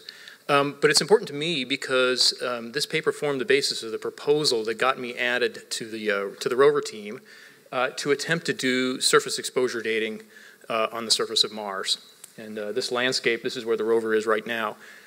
This landscape, basically we haven't the faintest clue how old it is. And surface exposure dating, I think, is potentially extremely important. We're not quite ready to do that measurement yet, but hopefully within the next 3 or 4 months that measurement will actually be made. And a lot of the groundwork for it is laid out in this paper by Lal from the early 90s. So instead, I want to just tell a relatively simple story without going into the details about when the Grand Canyon was carved and how evidence that my group has produced over the years has a bearing on this. So the Grand Canyon, of course, it's sort of an obvious question to ask. When was that carved? If for no other reason than you want to be able to put it on the plaque in the national park. Geologists care about it for a much more profound reason. It's an extremely deep canyon. And in order to have an extremely deep canyon, you have to have an elevated piece of terrain, and that is the Colorado Plateau. So the incision history of the Grand Canyon is in some way closely related to the formation of the Colorado Plateau, which is an enduring mystery. So that's a motivation for doing it. And going back all the way to Powell, there have been geologic observations that have been conflicting about when the canyon was produced. There is no doubt it is an extremely complicated feature, and I'll gloss over the details, but there are geologic observations, and there's a kind of evidence that I will describe today, and that's to use apatite helium cooling ages. And the basic idea here is that cooling ages are useful for this problem because a rock, which is below the Earth's surface, below a canyon which is being incised, that rock is being cooled by the approaching surface that is being cut down by the canyon. So you can learn about when canyons formed by when the rocks that make up the bottom of the canyon actually closed in terms of their parent-daughter system. The apatite uranium, thorium, helium system has a closure temperature of about 60 degrees C. It's about as low as you can get. So it's a potentially useful approach to this problem. So this is a list of some of the things that are necessary to do apatite uranium-helium dating. A lot of this stuff, again, the foundational papers on this are laid out in Lal's work, in many cases in completely other circumstances. Basic idea is that helium-4 is produced by uranium and thorium decay. We have to make a correction for the long stopping distances of alpha particles. Again, this is something I got directly from one of Lal's early papers. We have to worry about helium diffusion from apatite. This is based on a large number of experiments in the lab. I was going to talk a little bit about additional work that we're doing on the alpha capture on oxygen 18 to make neon 21, but I'll skip that in the interest of time. And instead, what I'm going to focus on today is the use of a spallation-based methodology, which we call the helium-4, helium-3 method, to get at the most sensitive temperature range for this and many other problems having to do with cooling at the Earth's surface. And the basic idea here is that whole crystal dating, that is actually analyzing a single crystal and measuring a single age on it, and has a closure temperature of about 60 degrees C.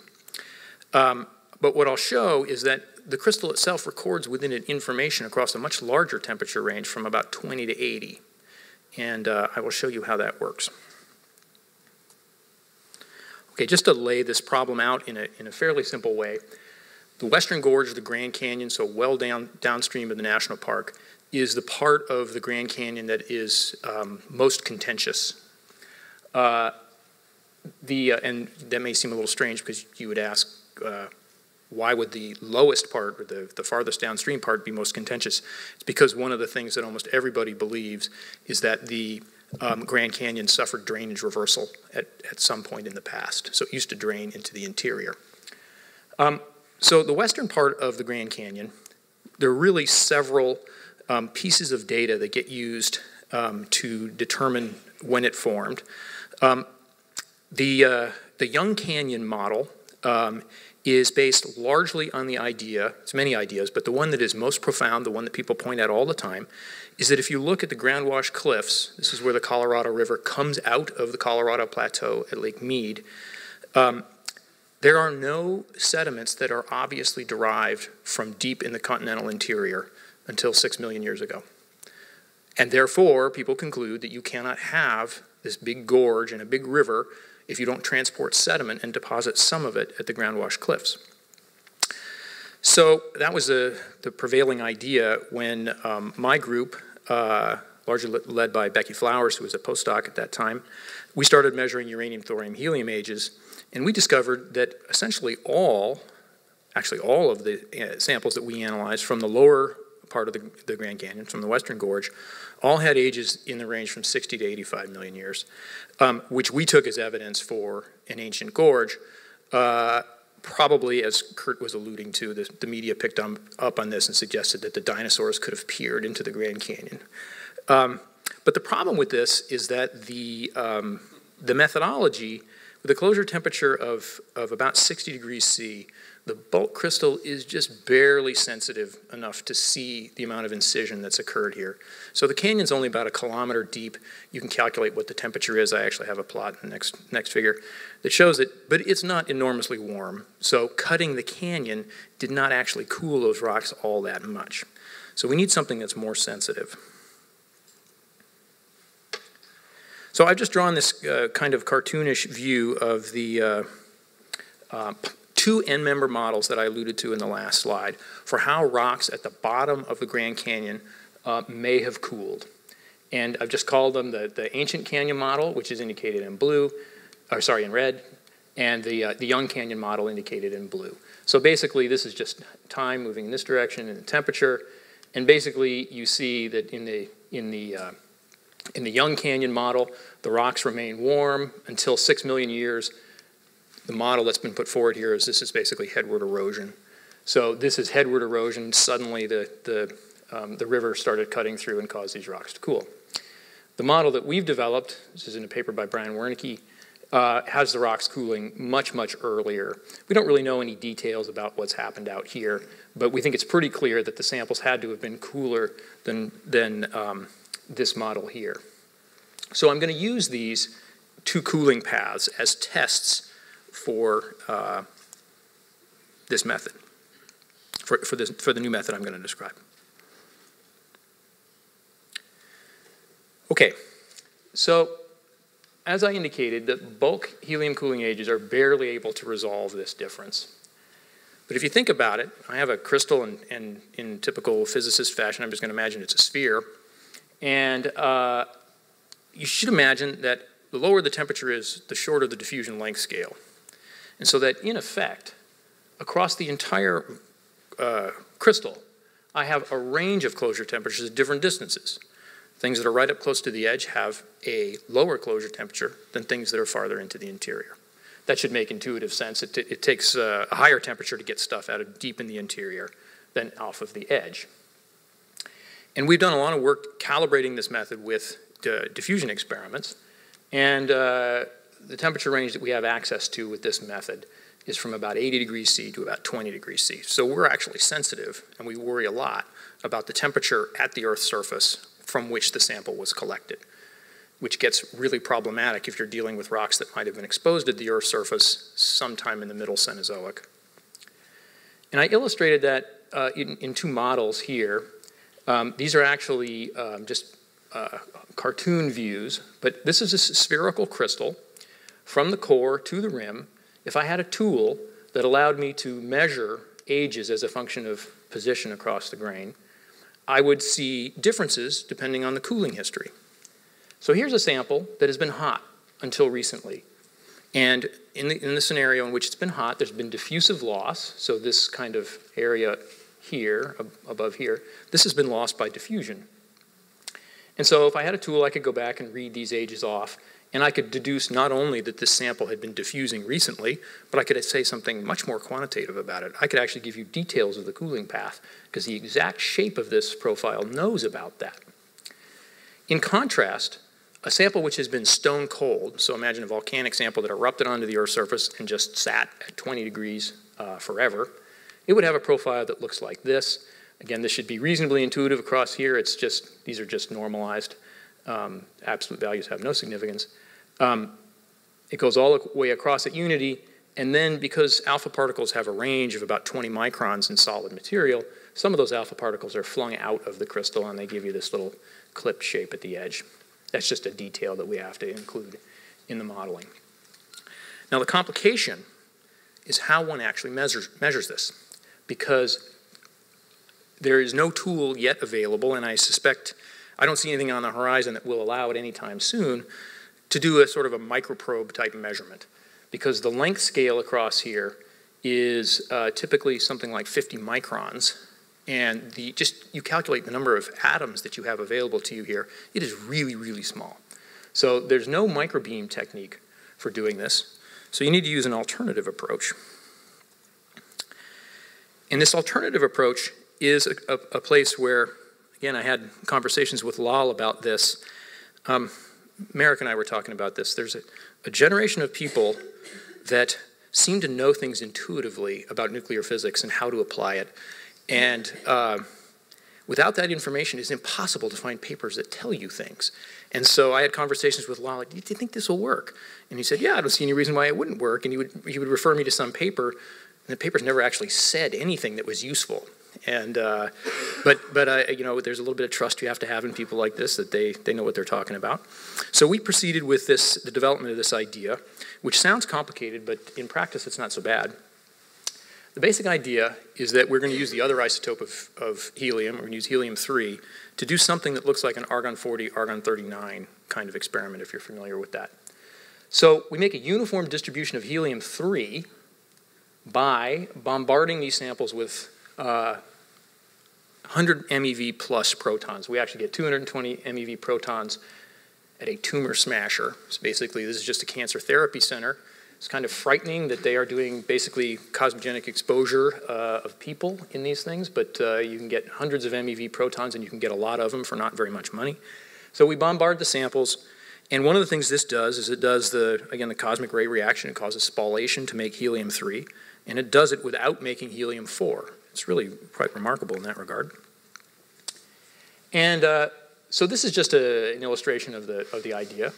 Here's my unknown natural profile of helium-4 that records this information that I want that has to do with the cooling path. I have no helium-3 in these samples because they were not exposed to cosmic rays naturally. Proton irradiate them. I wind up with a uniform distribution across the grain of helium-3. And again, I have this unknown distribution of helium-4. And then we use a trick that's standard in the noble gas business, and that is a step heating experiment, which is more or less like peeling the onion. So what's plotted here is when I have a uniform distribution of helium-3 and this curved distribution of helium-4, I measure the helium-4, helium-3 in a series of steps, and I plot it against the amount of helium-3 that comes out.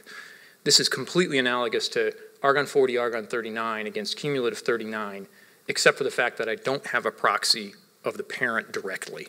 It's a little bit of a detail, but it doesn't change the approach too much.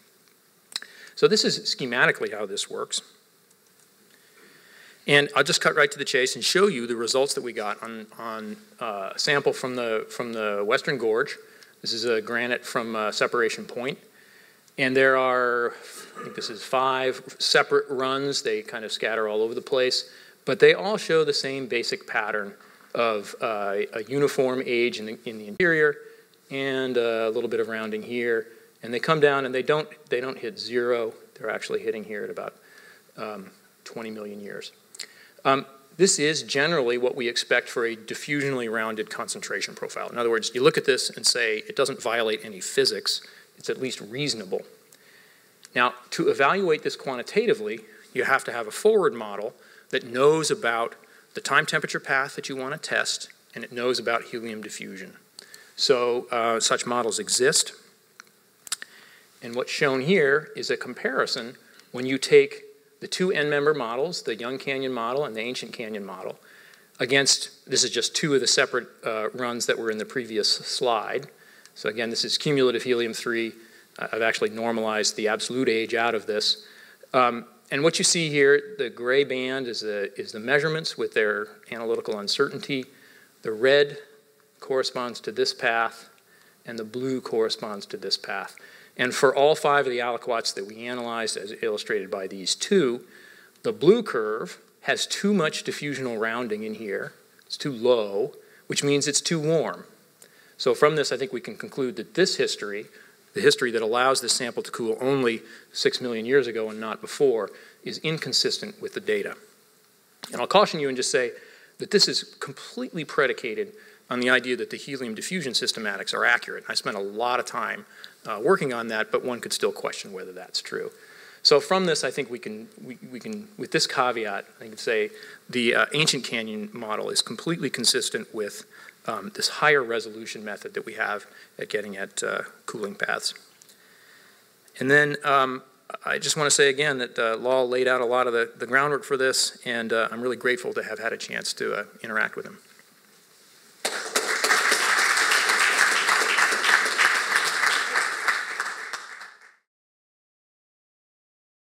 Peter Englert. He's going to talk about a Mauna Kea experiment. Thanks very much and good afternoon. I present my reminiscences to honor the great Devendra Lal. I intend to contribute a few aspects to the great multidimensional image that is created today in his memory. For almost 4 decades, I have known of Lal from the time I first became interested in meteorites, studying the 1969 conference book on meteorite research edited by Peter Millman. The relationship with Lal spanned over 30 years, beginning with my time with Jim Arnold in the early 1980s on the 5th floor of Mayer Hall. It was past the time of Shreldelf and the time of high adrenaline science. It was past the time when the Arnold-Hondo-Lal triumvirate had completed much of their groundbreaking work. It was a time when a deep breath would be taken before new fundamental questions were to be addressed. There are several things I remember. Lal's in-depth way of thinking science, his wealth of ideas and the pleasure in sharing them, often a challenge to those so honored. Lal's engagement as director of the Physical Research Laboratory in Ahmedabad and as faculty at Scripps Institution of Oceanography, requiring a divided existence in space and time, and his later decision to choose one over the other. And Lal's view of what constituted good research and his friendly but hard evaluation of how one's project fared in this view. I would like to address some of these points and related dimensions in the remarks that follow, tied to a late joint experimental work with Lal, work still in progress. And here is a brief summary. Under the auspices of the Cronus project, Lal wanted to complete a small experiment on latitude and altitude dependence of cosmic ray production of radionuclides. Based on precedent, the experiment was to be done on White Mountain and on Mauna Kea in Hawaii. Lal's original proposal anticipated the exposure of carbon disulfide followed by aqueous extraction and separation of the produced radioactive phosphorus, a low-volume, well-developed process. With all the goodwill and connections available, carbon disulfide was not going to be approved for exposure on the mountain. None of the Big Island institutions was even willing to receive an order of the chemical because of post-experiment disposal issues. Back to the drawing board. Lal selected ammonium sulfate as the substitute and a new chemistry was developed. Experimental weights, volumes, and risk increased, but approval was obtained and several institutions provided their support. And here is the chemistry. So from a few liters, we had to go to 30 liters. And here is the ammonium sulfate experiment ready to go onto the mountain. You notice the ammonium sulfate MSDS associated with the box in which we exposed the material. The exposure on Mauna Kea took place in early 2010 at the summit at 14,000 feet and at the midway station at 9,000 feet. And at the end of exposure, instead of sending the laboratory assistant, Lal himself came to the mountain and did the chemical separation. Lal and I worked for 48 hours in the laboratory at the University of Hawaii at Hilo campus, actually an enjoyable and great experience.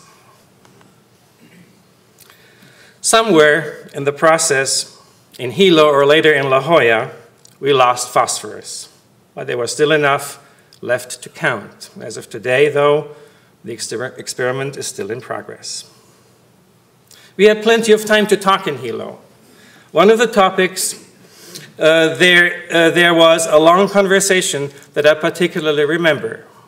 Lal expressed concern about a speech he had given at Tata Institute of Fundamental Research 5 years before, in February 2005. He was concerned that he may have been too harsh with TIFR and that the occasion, an honor to be bestowed on him, may have been the appropriate, may have not been the appropriate one for the critique he provided. My reflections were on that, astonishment that he was concerned after so much time. Sometimes, I thought, one has to tell the truth even if considered challenging. Sometimes there's only one opportunity to do so, and the challenge may affect desired change. So, what did Lal really say? I will show some quotes from Lal's speech delivered at TFR in February 2005 as background. Lal evaluated social trends on the decline of fundamental research applicable to India, but also in general, and some specific to TFIR. The real critique was not social trend observation, but a Lal-style challenge. Lal included himself into the response to the challenge. And although the challenge is particularly addressed to TIFR, it is a general challenge that every research institution may want to give itself as an exercise before writing the next self-evaluation for a pending review. To soften the argument, Lal recognizes that new powers and social processes were responsible for the relative decrease in fundamental research. If his talk is considered to be critical, it is overwritten by all the affection Lal bestowed on both TIFR and PRL throughout his speech. Also, in the context of the Mauna Kea experiment, Lal recommended TIFR and PRL highly to our astronomers for cooperation. And finally, we often scold the ones we care for most. Here is what I have concluded from the Mauna Kea experience. It confirmed to me Lal's conviction: only fundamental research is good research.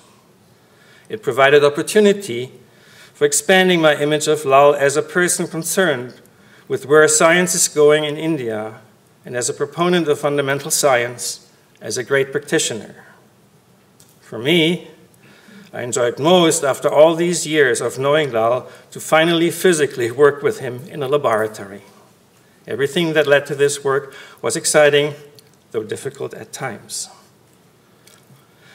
It let me take a glimpse into Lal's insight into and care for social development, to break a lance for his conviction, expressing the value of fundamental research in the light of the powers he saw at work, was courageous and was an expression of care for science as an institution and of care for the institutes he influenced and that influenced him. These are all elements of what I consider the fascinating and multiple dimensions of Lal, and this is the Lal I will remember. Thank you.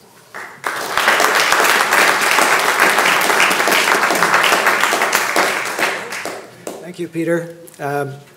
The next talk this afternoon is by Pavel Pavinek, and he's going to tell us about Lal and cosmogenic isotope research in Slovakia.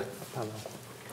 Thank you very much for the invitation. I am very happy to be here, because Lal had really very, very heavy influence on my scientific career, because I was working with him for over 40 years, so it is really a very long time. Sometimes in the second half of 60s, I was working on my PhD. I was developing methods for tritium and radiocarbon counting around the nuclear power station that was just under construction in Slovakia, formerly Czechoslovakia. And then in 67, I noticed this famous review, Lal and Peter. So I wrote to him, please send me the reprint of your paper. It looks very interesting. So I got a paper, of course, from Aruna, not from Lal as usually. And I was very impressed with the content of the paper. So I thought, oh, this looks very nice. So probably I should do something similar. And I just finished the PhD, and I got 1-year fellowship as a postdoc, so I could choose the country and to go somewhere. So after reading this paper, so the situation was very clear for me. So I should go to Bombay, because this looks very interesting topics for me, and I should do it. So this was the start of my work with the Lal and the Geophysics group in Colaba in Bombay. So I came in the 69 and then worked there starting in the radiocarbon laboratory. Actually, these are the few pictures that were taken during my farewell party in the April 70 when I left the IFR. So you recognize Lal, the Bandari, Emil Rao, Rajagopalan, Soma, and here is all the group, almost all the group who were attending the party. This was a great group, actually, at the time. It was over 30 people. And for me, it was something unbelievable when the group then moved to, almost all the group moved to the Ahmedabad, when in 72, Lal became the director here. So can you imagine that such a big group, and you will move with all families, everything, to Ahmedabad? It was not so good place as a Bombay and Colaba and Tata Institute. Probably you don't know, but Tata Institute was American institute. It was built by Americans. Everything was made in USA. So it was really very beautiful place. And also scientifically, and sometimes later when I was discussing with Lal, so he was always saying, oh, this time in Tata Institute, this was the best time for me. And as you recognize here also, of course, these were the big new developments, discoveries he made. And he was having a lot of scientific time. He had some administration duties, but not so much as in Ahmedabad, and he didn't like these administration duties. So I was very happy to work with him, so I started to work on radiocarbon because I read, when I finished my PhD, this paper on radiocarbon and tritium measurement by proportional counter. So he was using these chemical reactions. He used the water with carbon dioxide over the zinc catalysts to produce methane. And for my PhD thesis, I was using the carbon dioxide. And this was not very good counting gas because you have to clean very heavily carbon dioxide because it was very sensitive to electronegative impurities. And this you have always some oxygen, some traces of oxygen in the counter, so it did not work very properly. So as I was not chemist, I was nuclear physicist, similarly as Lal was, so trained in the counting methods and the nuclear physics. So it was not good for me to work with carbon dioxide. So therefore, I decided that I should use this Lal method, and also for the reason that actually you can trace both single labeling, the tritium. When you put here tritium, so what they are looking for, tritium concentration, the water, sample water, you will measure tritium. Or you put the dead tritium water, and then you measure carbon-14. I'm using the same technique. So it was very, very nice. The reaction was running during night.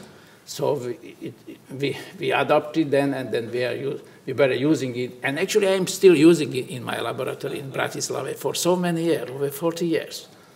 We did some small changes, but principally the same reaction is going on. For example, now we don't use anymore the water, but directly hydrogen, because we don't measure tritium by this method. But later, it was possible to use the double labeling. So this was our then development together with Lal for some biochemical studies, that you can trace both radionuclides in one methane molecule. And actually then we recognized that this is very, very nice way how to measure simultaneously activity of the sample and the background. So you don't need to measure them in sequences as it was at that time. So first you measure the sample or the background, and then you measure 3, 4 samples and background again. And it was very time consuming. So if you make such a simultaneous measurement, and this is now very widely used in liquid scintillation spectrometry. And because Lal always wanted to understand what is behind, why this terrible carbon dioxide doesn't have such a good plateau as a methane. Because methane was very good counting gas. It was not sensitive on these electronegative impurities. So then I was looking on some theory and found the reason was very simple, because the transit time of electrons, which are used for this after ionization process, so it was very long. So on such a long time, it's a high probability that this electron will be captured by the electronegative impurities. But in the methane, this was very short. And this was the explanation that Lal was very happy. Now we understand why this carbon dioxide is not good. And second development during my stay in the Tata Institute was, of course, something with connection of the proportional counters. So Lal developed the method using the Escher, what we call the Escher counter, with the ball-less counting system. And I was thinking about something. So Escher counter was something like here, the foil, and one anode in the center. But for some application, it would be good to divide this internal counter into such elements. And then you can make the length of the electrons, for example, beta electron in the counter. For tritium, you will have only, when the electron originates here, so it will be counted only on this counter. So then you can use the internal anti-coincidence, external anti-coincidence, and decrease the background. So this was important. At the time, we didn't have the story with the helium-3 mass spectrometry, so we were looking for doing the measurements down to 1 tritium unit, and it was very difficult. So, and this was going on actually simultaneously as Sharpak did for the multi-element proportional counting for high-energy physics experiments. So we developed together with Rajagopalan, constructed such a system. And thanks at the time, I saw actually first time the integrated circuits. So they just came on the market, and we were able to build such electronics, because electronics became much more complicated as in previous design. Of course, then another possibility was using time projection chamber, but in 80s it was clear that this domain will be by IMS, because this was completely new technique and we were not able to compete. So then we switched this type of counters for some nuclear physics experiments. This is, for example, the chamber we use in the Grand Sass underground laboratory for looking for double beta decay. But principle the same structure as we used with Lal during my time was there also, this counter. So probably I can escape this application in atmospheric radioactivity concentration, just to show you that Bratislava actually, after Heidelberg, is having the longest time series of carbon-14 in the atmospheric carbon dioxide. So another story, what was very exciting for me when I was in the Tata Institute, this was just time when the Lal came with Apollo 11 sample. He got the sample from Jim Arnold, and so this was great, even in the Lal. So we were waiting for him, everybody was greeting, and people were coming, and even Prime Minister came to see this lunar sample. So it was, Lal was the big star during this time. And I remember how we was organized all these discussions. So we called this ball sessions, and always, what shall we do with terrible moon samples? So this was, I learned how to organize the scientific work in the group, how to discuss, because I was a young guy. I was something like 27 years old at the time. So it was a great school for me. Of course, later when I came to Bratislava, so I was trying to do similar, so we continued a bit on Apollo. But similarly, then Soviet Union started the Luna mission, so we got the samples from Luna 16, Luna 20, Luna 24. These were very small samples. They were moon dust only, so we got some milligram samples, below 1 gram sample size, so it was difficult to measure, so we have to develop very sensitive method. And then we switched to meteorites. And also during my stay, I learned something about tektides, and there's a Czechoslovakia have these Moldavities, so this was interesting for me also develop these stories. And then also I started some Monte Carlo simulations, and then later we continued with Joseph Masaryk and Bob Reedy. He was able to welcome him for the fellowship. So we developed such a Monte Carlo simulation in the laboratory. So this was all actually sometimes initiated by my stay in Tata Institute. Then we recognized at the time I was very much looking for smallest sample size. So why we need, when we go to ocean, for example, we want to measure concentration of cesium-137, so you need 200, 300 liters for one sample. And this is very much time consuming, and the ship time is very costly. Nowadays it's $40,000, $50,000 per day. At the time it was a little cheaper, probably half of that. But still, so he was pushing, why not develop an underground lab? And this was just time when I left Bratislava University. In 1993, I became the director of the Marine Radioactivity Lab in Monaco. So I had much more money, so I decided to build such an underground laboratory, not very, very deep, about 30, 40 meters underground, but still we had almost 2 orders of magnitude lower background. So this was great promise to go to the smaller sample size, specifically as it was marine lab, so to do the marine laboratory work. So I will come later to this topic. So another inspiration was the radon. So this is the picture where we see Lal with Rama, and this is Rama's son, and here is the hot spring we visited together with ladies, Aruna, and this is Mrs. Ram. And the idea was, of course, to look for the radon emanating from the hot spring and to measure and to look if there is any connection for the earthquakes. So then we did some calculation, and some other people did it also, and it was not very promising. It's still under discussion if really radon is a good precursor or not. But recently we found, because we then continue in Bratislava, we did also radon laboratory. We also measured the radon in houses and make such a radon maps and variation of radon concentration during a day, etc. But recently we found very interesting things in the Grand Sasso Underground laboratory that actually uranium isotopes would be even the better tracer for this experiment. So this, you see the L'Aquila earthquake, which was in Italy, and you see the great, the peaks on the uranium concentration that we believe that we could make some story about this using uranium as a precursor.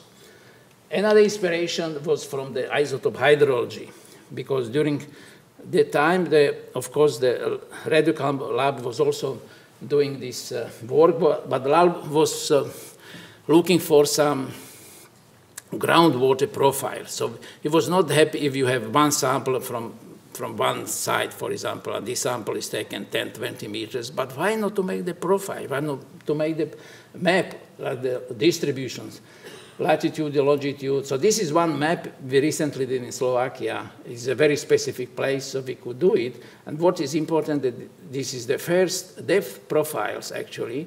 You go to something like 100 meters, and you see the distribution of carbon-14, but also for the stable isotopes and tritium. And then when I was in Monaco, so I invited Lal. I organized a symposium in '98, and I invited him for the open lecture, and also I gave him also the final lecture at the end of the Marine Conference. So we prepared very, very nicely this lecture, and we discussed a lot about some new development in the marine radioactivity studies. And these are actually your thoughts from this paper, which was published after this conference in '99. So what were the missing in the isotope oceanography things where we should focus and we should find some new.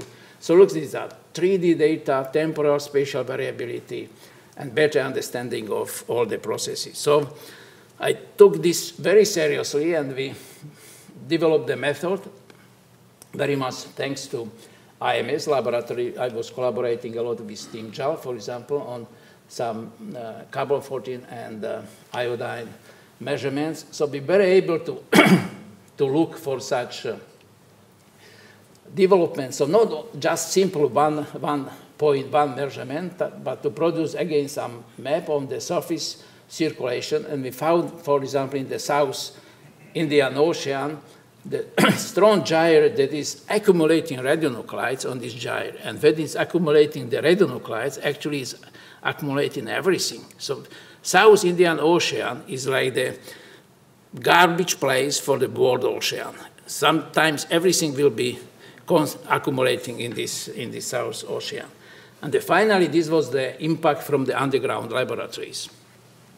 So we were able recently in our so-called SHORTS project to decrease the sample size to about 20 liters, so roughly by a factor of 10. So when you go down to a few kilometers, it's not an easy task. Sometimes you are not successful, that you will spend 2-3 days on one sampling point and you will not collect because you have somebody already mentioned that some experimental work with in the open ocean, in the Pacific, the Atlantic, and the Indian Ocean. So these are the first 3D, actually, the maps of the cesium-137 concentration in the Pacific, Indian, and Atlantic Ocean, showing the distribution patterns on the surface, very different from carbon-14. Of course, I don't have here time to go into details. And the final development I mentioned, Lal always wanted to have something very elegant. Pavel, why don't just to throw detector into water and measure it? Why you need to take the sample? And he was true. We can do it nowadays. And we developed such an observatory. We got this nautical environmental marin observatory in the French, because I was working in French country in Monaco. And this is this observatory in the Irish Sea. Downstairs you have here the probe, the cesium for the measurement, or the gamma spectrometer. You have the profile from and then by satellite we were transferring data to Monaco and making the measurement. And also you could look on the mapping of the seabed, for example, using such similar instrumentation. So finally, a few words about Aruna. It was mentioned several times here that actually Aruna and Lal, this was a great couple. Everybody understood that actually Aruna, nowadays we would say Aruna was the manager, yeah? She was not only wife, she was everything. She was secretary, she was answering letters, she was organizing live wife, she was paying for anything. She was organizing students when they should come to meet the Lal, etc. So she was really great lady. So here, of course, Lal was visiting us in Bratislava several times. Also, many other colleagues from Tata Institute came. So Bratislava was like the Indian embassy. So we were every year having 2-3 guests in Bratislava. And the same when I was in Monaco for 14 years. So they were coming to Monaco as well. Thank you very much.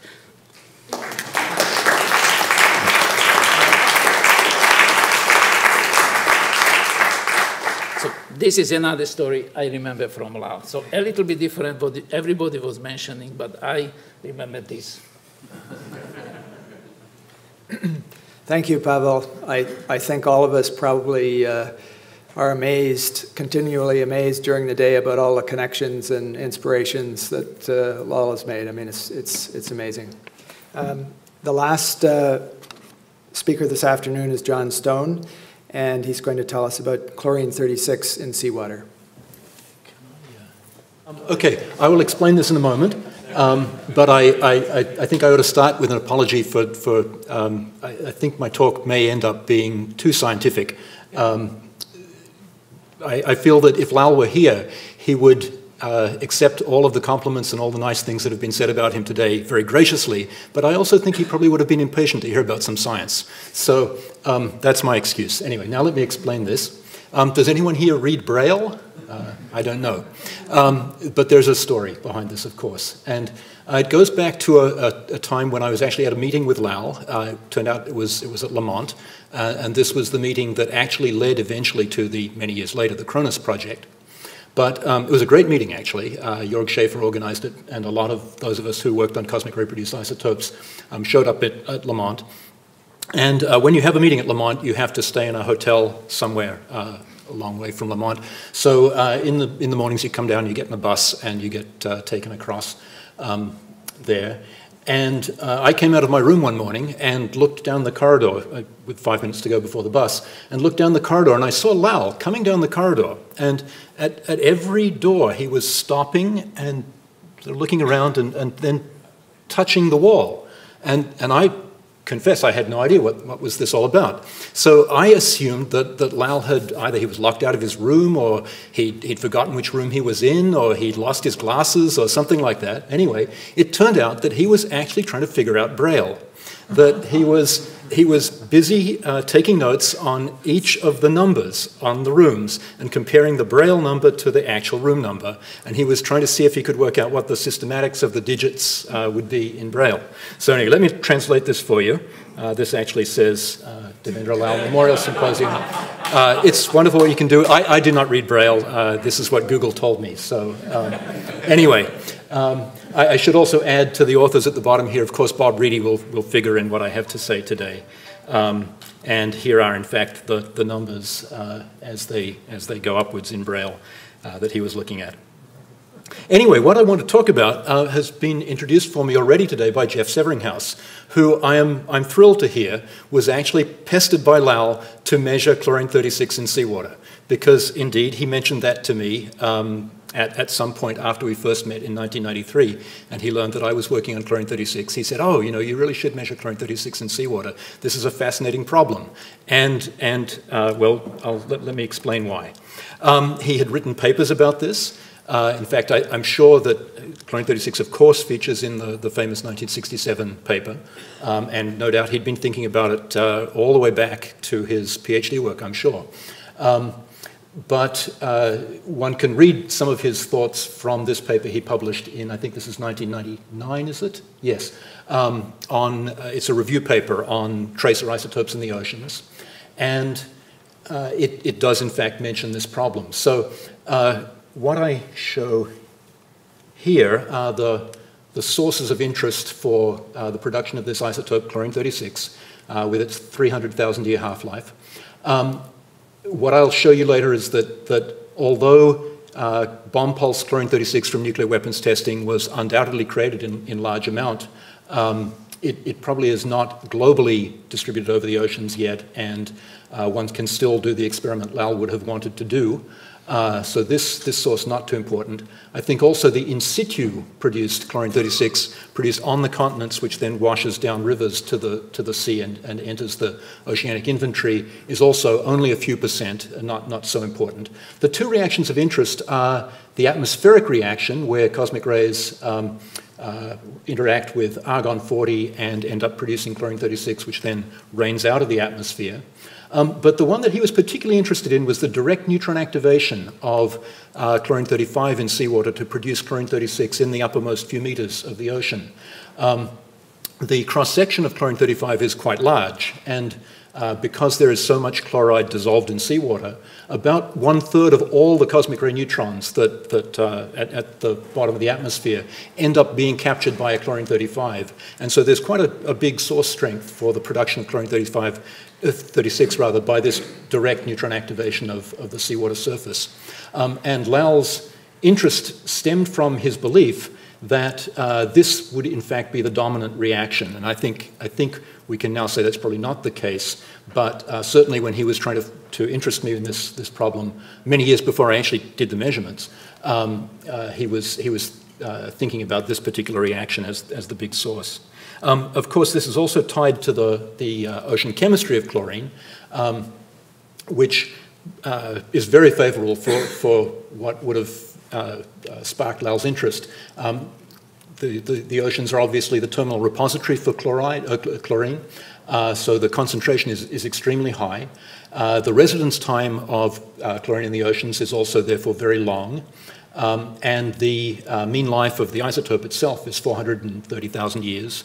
And all of these two timescales are, of course, much greater than the mixing time of the oceans themselves. So this is a geochemist's sort of dream problem, that everywhere in the oceans we expect to see the same isotope ratio. This isotope ratio is insensitive to local inputs, and it's insensitive to very high frequency, to any high frequency changes in the source of chlorine-36 that might come from sort of short-term changes in the magnetic field and so forth. And so this should be a very robust way of determining the overall planetary cosmic ray flux over the past mean life of chlorine-36. And so he saw this, as he writes here, that this would be a potentially useful way of determining the source strength of cosmic rays over the last 500,000 to 0.7 million years. And it also has the advantage that one can just walk down the pier and dip a bucket in the ocean, and you don't have to worry about where your sample comes from and so forth, that you can do this with in theory anyway, with a single good measurement. So, of course, this was attempted before we got to it, well and truly, and in fact it goes back to Bob, sitting in the front row here, who way back in 1980 published a paper showing the best that could be done with this newly emerged technique of accelerated mass spectrometry. And he was able to show that, as one expects, the chlorine-36 to chlorine ratio of seawater was below 4 × 10⁻15. So that was the state of the art back when those measurements were made back in 1980. And it's interesting also to look at Bob's data table, where he measures chlorine-36 in a number of ice samples from Antarctica, and all of these sample weights are in kilograms, and then you get down to the seawater sample that he measured, and it's just 1 gram. So that's another nice aspect of this, that you really can do this on nice small samples. And more recently, a group working at the radioactive ion beam facility in Oak Ridge have also tried this. They published a couple of measurements in 2010, and their measurements actually differ, and they're a little bit higher than we expected. So I don't know the reason for that, but I'll show you our attempts. I'm terrestrially based. I haven't talked to oceanographers about this, and so I had to go get us, we thought we'd go get a sample, so we actually started this with a rowboat on Puget Sound. This is very adventurous for us, so we eventually came up with other ways to do this. So one of which was to go to the grocery store, and here is a bunch of different brands of sea salt, some from the Mediterranean, some from the Atlantic. And we also realized, of course, that there are hundreds of oceanographers just down the road from us at University of Washington, and we prevailed on them to get us some samples from a deep cast in the mid-Pacific here on this cruise. And they kindly provided us with samples from 5 to 5,000 meters of seawater. Okay, so we actually tried this a couple of times, and this is now everything I'm about to show you is attributable to the magic of my colleague Keith Fifield, who runs the ANU accelerator here, the Pelletron at the ANU Big Accelerator. It's very well suited for chlorine-36 measurements, very sensitive and very, very good discrimination. Anyway, we did attempt this, and we measured a number of blanks, which we measured on the Weeks Island halide rock salt. These are pretty much business as usual blanks that all of the samples that we measure, of course, live above the 10 to the minus 15 line.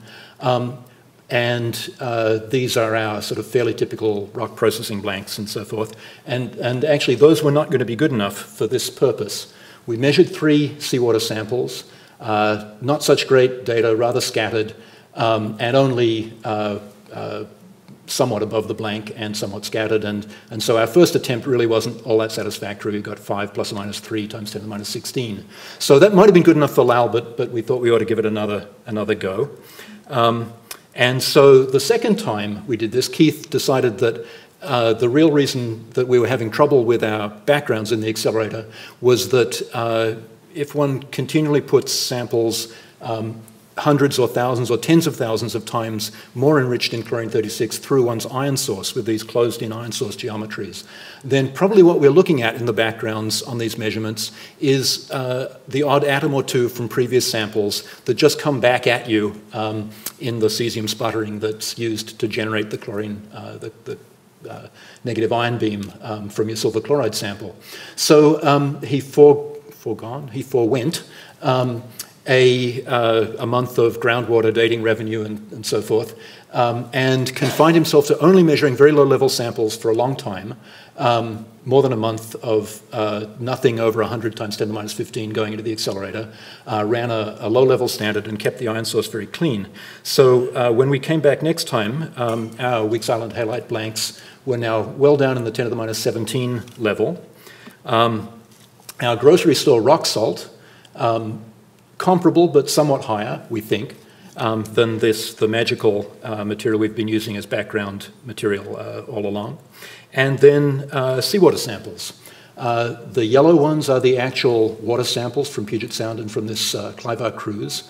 And then the orange ones here are actual store-bought sea salts. And a much tidier, nicer data set. The overall standard deviation of those data is about 2.5 by 10 to the minus 16. But if you take the standard error of the mean on those 10 measurements, then you actually come up with a respectable value of about 7 plus or minus 0.8 times 10 to the minus 16. And so we think that this is actually a reliable measurement of the chlorine-36 content of the world's oceans. So let's turn to how to interpret that. Oh, actually, I think I've got these are just the AMS results. I'll skip fairly quickly over this. What you see here are the various two-dimensional combinations of gates in the energy loss spectroscopy that's used to identify chlorine-36 ions in the detector at the bottom end of the accelerator.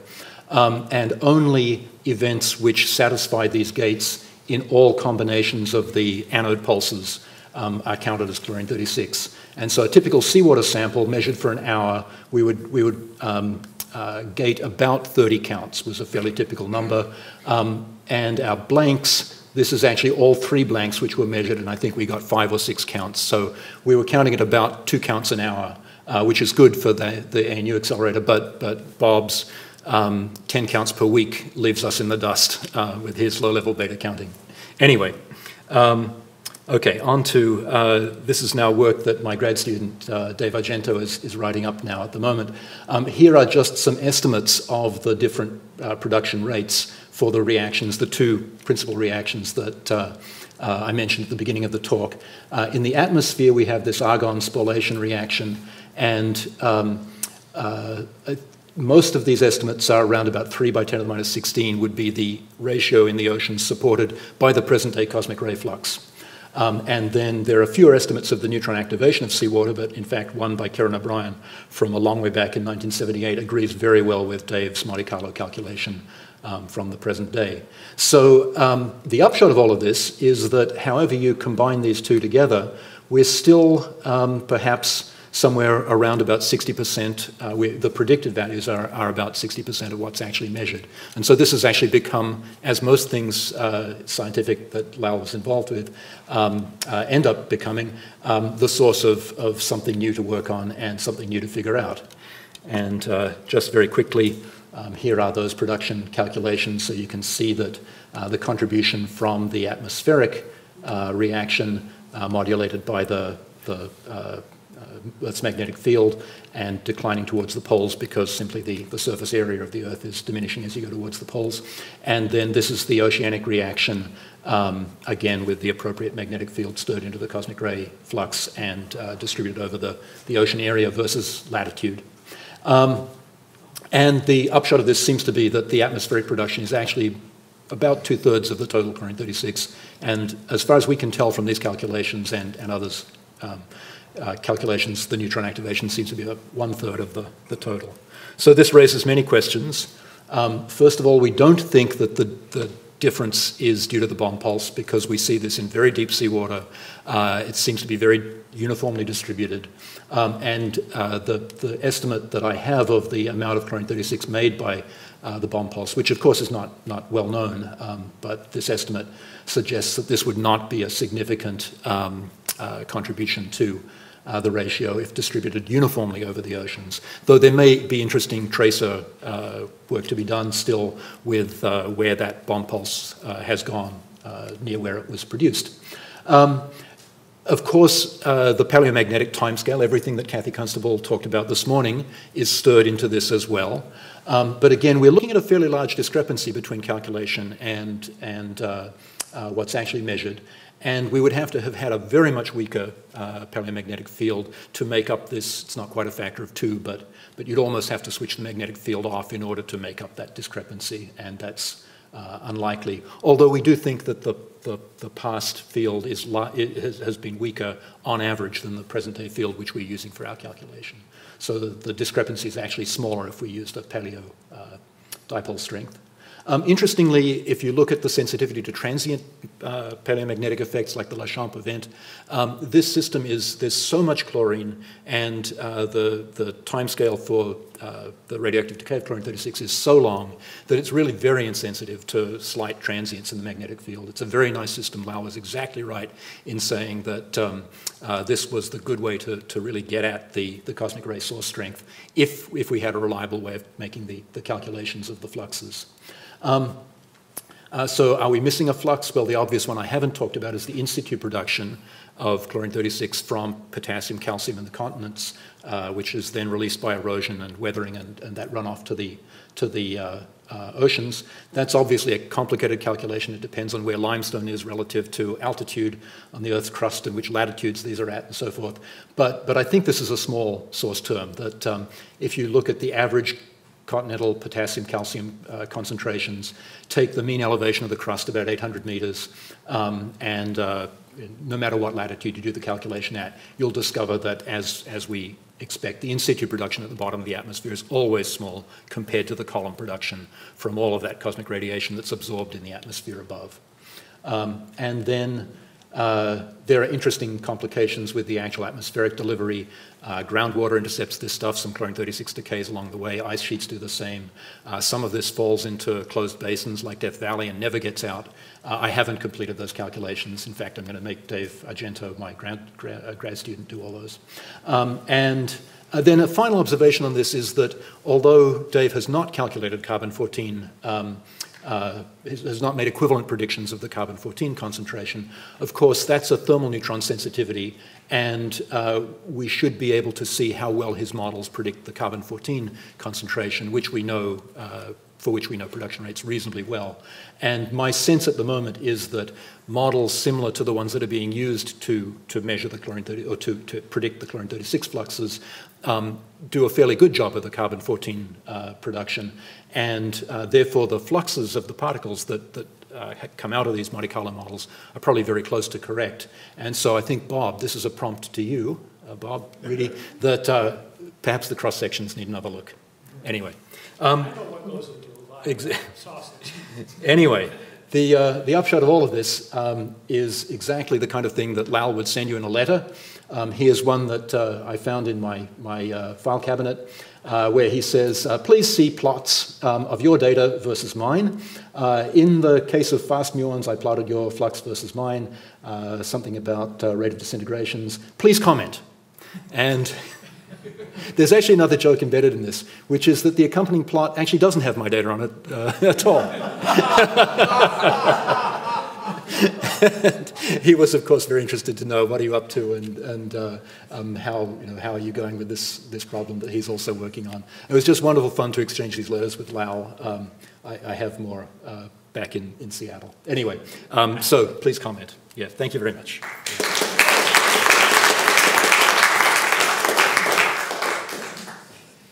But I just wanted to take this opportunity to say that it's been an amazing day, a very full day.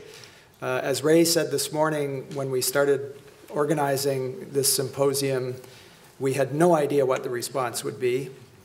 It's actually been quite overwhelming. We didn't know whether we'd fill up the day. Obviously, we've had. I'd like to thank all of the speakers.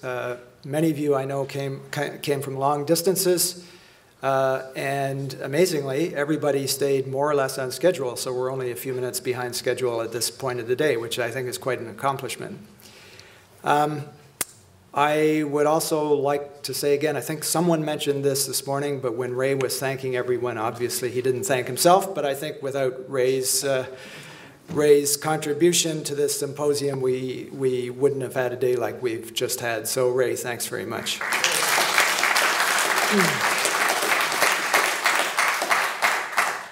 Distinguished professors and scientists, graduate students and postdoctoral scholars and staff members. My name is Neeti Gupta, and I'm Professor Lal's niece. My family are humbled by the coterie of eminent scientists who have taken the time to travel across from the globe to reminisce my uncle. And I bet if he was here, he would say thank you, because this is the only way he would have preferred it. So once again, thank you from my side and my family's side. Excuse me. On the behalf of Professor D. Lal's entire family, Mr. Professor Ray, and others, we acknowledge with heartfelt gratitude the kind and gracious eulogy offered to him today. My family and I are gathered here to adore my uncle, Devendra Lal, who departed for his higher journey on December 1, 2012, at the age of 83, when fortuitously we were in Delhi, India. Coincidentally, just a day before, while we were visiting our family members, we were reminiscing at length about him and his achievements. When we received the news the following day, we were on a holy pilgrimage in Sri Vrindavan, the home of Lord Krishna in Delhi. Through shock and tears, we've performed some oblations for the peace of his soul and comfort for our hearts. I would like to share a few colorful glimpses of Professor Lal as an individual. We just heard about his multi-dimensional, distinguished scientific career spanning over 5 decades. The genius of his research achievements earned him innumerable accolades, one of them being Bharat Ratna, meaning Jewel of India, and the FRS, the one award he was very fond of, especially for the formal, immaculate British protocol he experienced when knighted. Even so, he never talked about his awards and took them pretty casually. In fact, many of his awards were received upon request by his oldest brother, my beloved dad, whom he revered as either he was out of the country or too engaged in research. The only person he catalogued his advances in career was with my dad, because he would get immense joy in his successes and always called him the treasure of the family as well as of the country. Uncle's daily humming statement, "What new idea do you have today?" was quite daunting. And every time we faced him, we so hoped that we had something impressive up our sleeves to pique his curiosity and get into his good books. On a lighter note, he would often say, "Do you have a joke for me?" And if you did, he would come up so graciously with his sunshine laughter, even if he had heard the joke. From the very cradle until his last, he was everyone's favorite of each of the family member. Professor Lal exuded charm and had a compelling and electric personality. Why was he so endearing? He surely inherited many of the innate qualities from his parents, such as forbearance and truthfulness, and for the works he did. Being born into a large family, frugality was natural. Even though Grandpa was well-to-do, he and the other siblings learned early on to maximize resources, and no idea was expensive enough not to be executed. If the tools were not accessible, Professor Lal would build it. Wood or metal strips, cardboard or welding, even blowing glass. Whatever was needed was designed to get the work done. Endowed with deft hands and a keen intellect in his late teens, he devised and crafted many mobile projects, one being a kind of a space saucer on which he burnt a candle and it took flight. It was quite amazing. He was very naughty. My brother and I were the oldest grandkids, and thus Uncle got many opportunities to rough it out on us. Once he put my brother under a hollow woven stool and coolly sat on it until some wailing sound was heard. Grandma insisted he gets up and demanded to know who was under there, and surely outbought my wee little brother. Despite his wild swings, he was very creative and active and a champion swimmer. After all, he lived near the Ganges, and very obedient. When siblings complained, hoping for once he would get reproved, they were disappointed because it boomeranged back on them. The reason was that he did everything openly. Being transparent and amicable earned him his safety net. As he blossomed into a tall, fair, and handsome youth, I'm told that he could not pass a street without girls vying for his company. However, even with a fair following, he was modest, humble, and lived by the code of ethics to their chagrin. In the early 60s, he discovered his true love in the charming, intellectual, and gracious young lady, Aruna, who worked as his assistant in Bombay. As soon as he met her, within days, he proposed and set a date for wedding bells. This was not easy, as Aruna came from a different caste background, and intercaste weddings were uncommon those days. But without any trepidation, he announced his decision. The family was initially surprised, but as soon as they met Aruna, they were mesmerized by her striking beauty and urbanity. And she instantly became our own. And I must state that she was the huge success in Professor Lal's career due to the devoted contributions. I mean, he succeeded because of the devoted contributions of his beloved wife. She invested all her energies in all his pursuits to the execution and exclusion of everything else, and never failed to get awed or surprised by him. He had no tolerance for critters, and it seems it followed him quite closely. Even so, Aruna, knowing this full well, kept the house immaculately clean.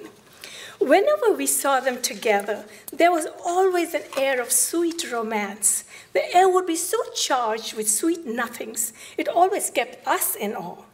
She told me numerous times how much she loved him, and she yearned to have him as her spouse in all lives to come.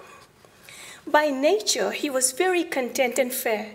Often I heard that fame fell into his lap without his asking, based upon his unparalleled, insatiable quest of discoveries. He had very little patience with indolence. A few seconds? Okay. In one of my visits to him at the TIFR in Bombay in the mid-70s, we went biking and were kind of competing. I was focused on the bike path when out of the blue I felt a pull at my shoulder, which made me halt. It was Uncle, who had pulled out an index card to pen an idea. This was not uncommon. He carried a stack of index cards and a pen in the front shirt of his pocket, and any time could be a light bulb moment. I remember him dressed up very sharply with his favorite bow tie. This kind of singled him out, as no one else wore bow ties in my house. His body language was very pleasing, and he preferred movies and all kinds of music. I know one thing, that if he liked a song, the entire neighborhood got the benefit of listening to it as he would blast it from his 9th floor apartment in Bombay. Then they knew Lal was home, and if the music stopped, he is gone back to work. And I'll just take a few more seconds. He had a green thumb. For anybody who ever came to his house with great delight, he found in nature, he would share the shocking pink bougainvillea in full bloom, the bushy spider plant, the plum cactus, and many more. He tended them daily, both in the front and back of the house. And I will have to say this, that, one second. He was very mindful of the city ordinance, be it electricity or water. He would caution us to use water carefully. And doing dishes for him was laden with cumbersome instructions, somewhat like a lab prep. Dip and rinse with the final dip in the final water and in the final clean water. Even though it was annoying, we followed it. He claimed he was known for his wit. This is very important because it's a quote. His passion for work made him labor for long hours in the lab, offshore and at home. He took trips to the library carrying heavy loads, always referencing and researching and writing. Somehow he never was inclined to take favors. Thus, in his later life, he was subjected to shoulder and knee surgeries. Even though it was painful and even though he could hire help, he would not take assistance unless someone voluntarily came and offered, which he was very gracious to accept. He told me that, and I quote, "This gave me the sense of importance of bearing pain and doing penance for a more enlightened life, and that while it was hard, it was finally very educational. To make the matters light, he often called himself a bionic man." And I'm concluding now. Lastly, Professor Lal, my beloved uncle, reached a milestone following his aspirations. He worked till the last and yearned to have done a bit more. He adored my husband, a researcher in cancer biology, and our daughters, Nikita and Shilpi, who too called him endearingly Second Nana, means grandpa.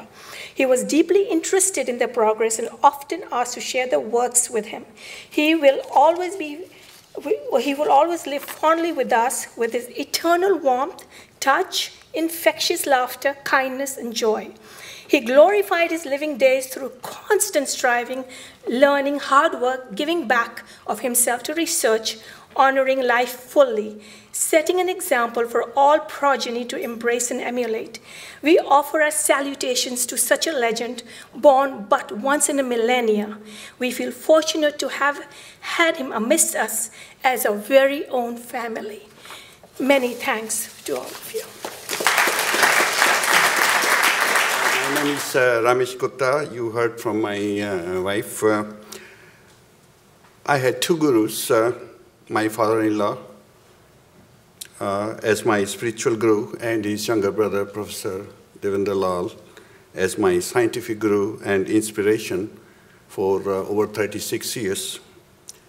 In fact, that inspiration goes way beyond. When I was a graduate student in India, I was told about this emerging, charming scientist by one of my committee members. Oh, you got to see Lal, you got to meet, you got to learn, and so on. I was so fortunate, I just didn't know in a couple of years I will become part of the Lal family. It's just one of those gifts. I got to learn about Professor Lal very closely when he moved to Scripps.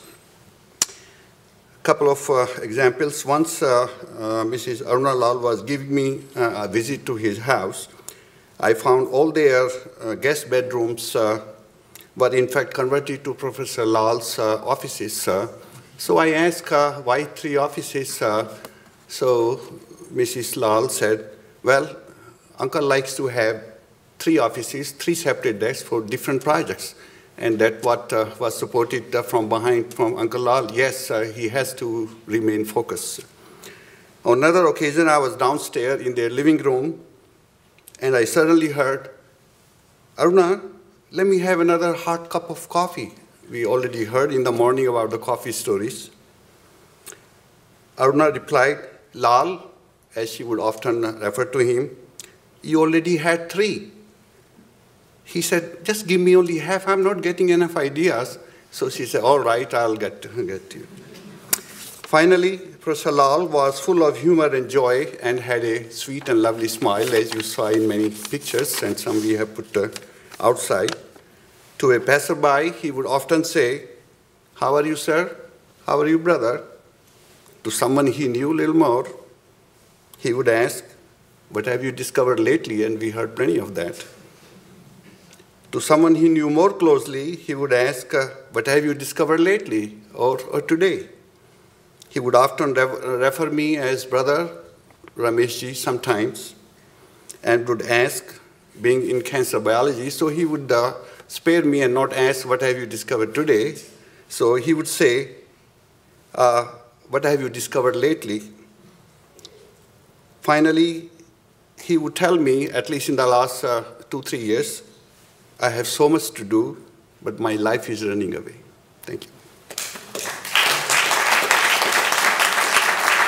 My name is Dick Lindstrom. I was a graduate student with Jim Arnold.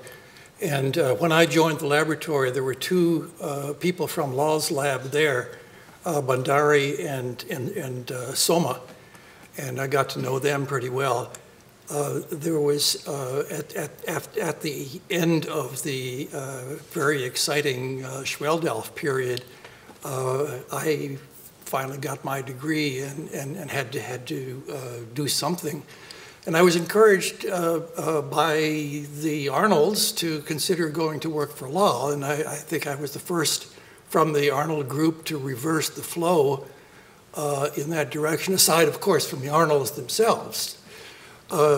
Jim and Louise were very encouraging, and Louise even pointed out that it was not a crazy idea to have our first child born in Bombay, which happened.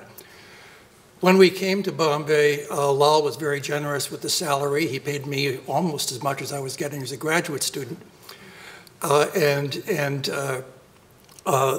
We lived with the Lals for 2 weeks. And in those 2 weeks, Aruna taught Pam everything we needed to learn, everything we needed to know to stay happy and healthy in India.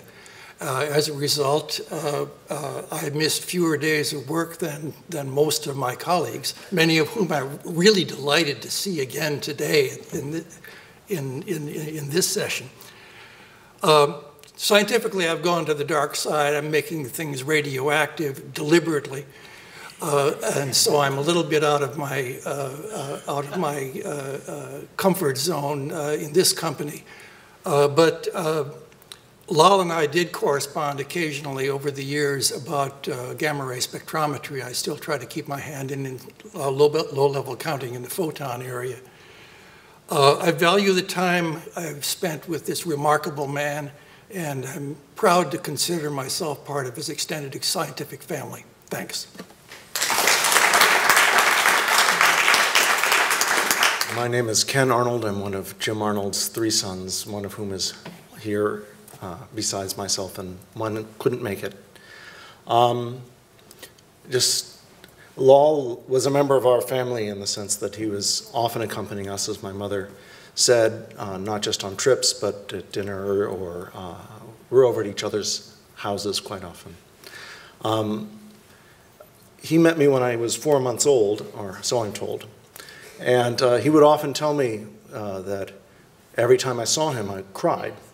And he hated this because he felt that a child of this age can see into your soul. And if every time he showed up, he accused me later of blackmail. He felt that was most likely what it was. The law that we've heard about all through today was a joint production of Aruna and Devendra. They worked together all the time, and Aruna's brilliance and Lal's brilliance together was an amazing flame to watch. There was a story he told me several times, starting not long after she died, and which was, well, she was in the hospital. They were talking about how he was saying how he couldn't wait to marry her again in the next life, and how that could continue. And she looked at me and she said, that's very good. She said, yes, let's do that. She says, but next time, you be the woman.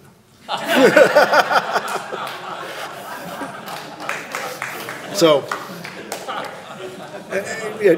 which he accepted. So anyway, the two of them together were, my relationship to them was not scientific, but personal. So much a unit and so much a part of our lives. And I missed Aruna from the day she died, and I still miss Lal. So anyway.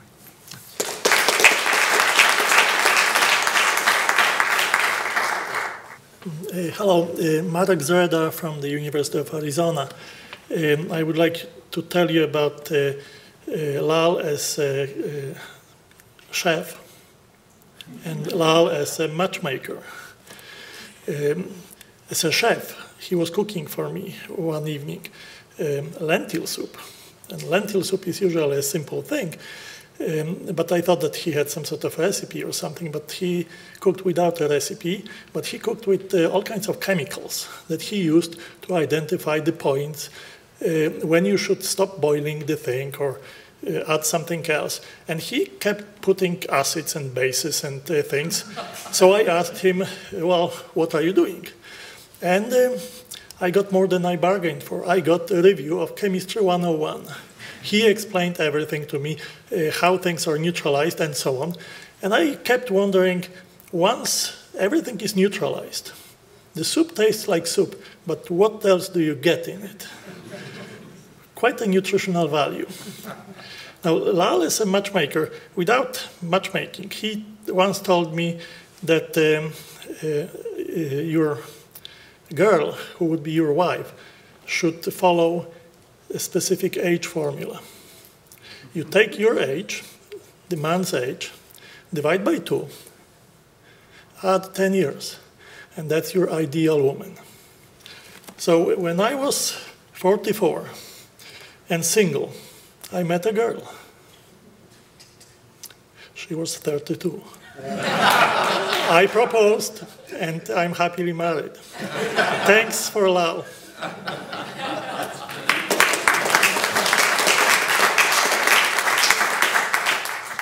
Hello, my name is Rainey Adams, and I worked at the SIO library during the 1980s, and that's how I met the Lals in their daily search for knowledge, especially Aruna in particular.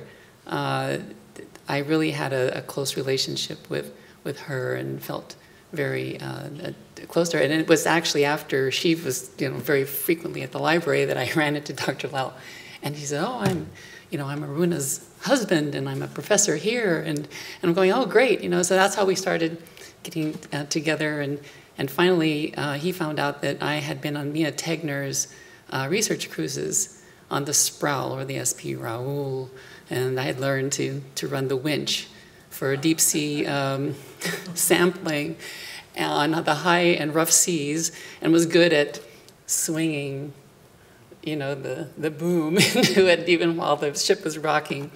So he said, I want you to come on my research cruises because I'm doing these isotope samplings off the coast here at Catalina and farther out.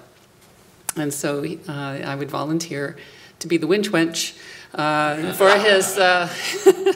for his tours out there, his cruises. Now, I'm not a big chemistry person, and I used to have him explain to me, and he was very patient in explaining to me that, well, basically isotopes are atoms with, some of them have their marbles missing and others don't. And so I'm looking for the ones that have a couple of marbles missing. And so, yeah, it was great getting up at 1 o'clock in the morning on, some pretty rough seas and lowering this long cable down to the bottom. And then he would start talking to me while I'm lowering this thing down about how he had designed some of the objects, the canisters to open particularly at particular depths, to capture the samples there, and then he'd bring it back up. As far as I was concerned, I was just great to get out there and hobnob. But with him, he was almost like a father figure because I knew him, well, he and Aruna came for the entire duration I was at the Scripps Library for 11 years. Even since then, I would get together with them and go to the movies. And yes, they did try the matchmaking thing, but that formula did not work for me. I don't know which way he was going at. But one thing I do want to come away with is that, even though they didn't have children, they had a legacy. And the legacy is all the people who, we are all his children. And their children, Aruna's children. Not only his family, and I want to say to the family, I really did grieve the moment I found out that he had passed on. And I even feel like crying a little bit right now. But and I'm an only child and also without children, and it really speaks to me. I know what it feels like. And I think with him, he really did put so much of his heart and soul into his work that became incarnate. His work does breathe and it lives. And even though I don't understand it, I do know as a human being that he would have felt that kind of wanting to give to the world, really throwing himself out in there. And yes, he was hyper, and yes, he was wild sometimes, in the way he would express himself, trying to get his ideas out. He was almost frustrated.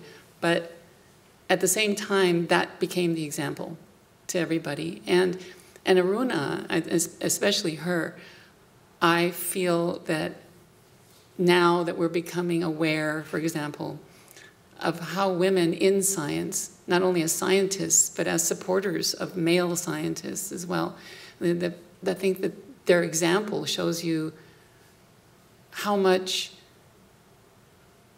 science means, how much sacrifice goes into that, and that everybody appreciate, if you're a scientist, appreciate who's doing the sacrifices for you and what it's costing them. And then also that you really put as much effort as those people are in helping you along the way as she did. So that's my...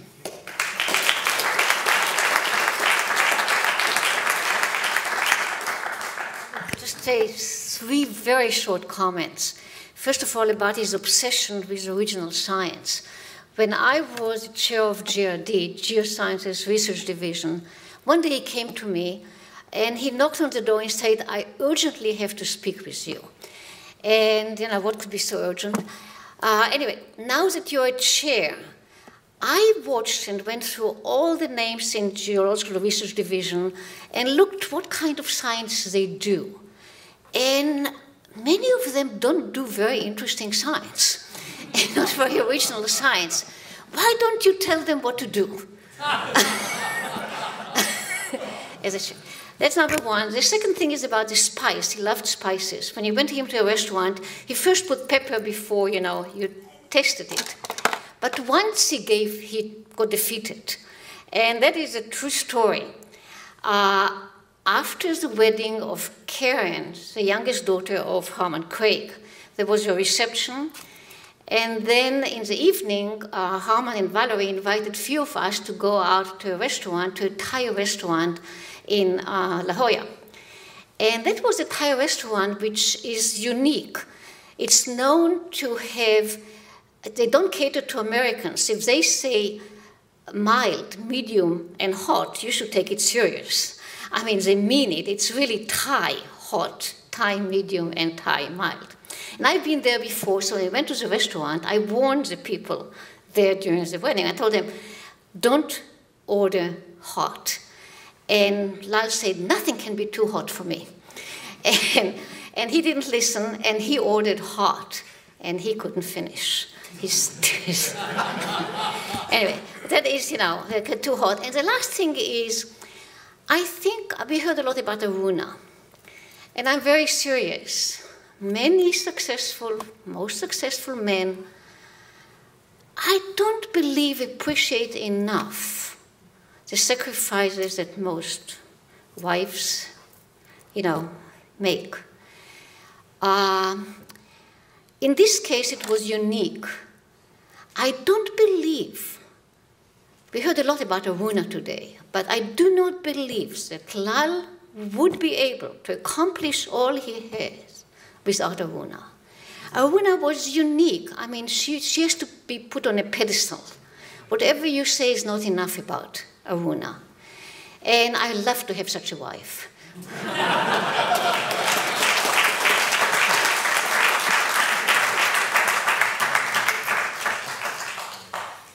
Thanks, Miriam. As I said at the beginning, we had a number of things sent to Ray. There are a couple of long ones I'm not going to read. We'll put them outside if people would like to look at them. There's a tribute from scientists at Johnson Space Center.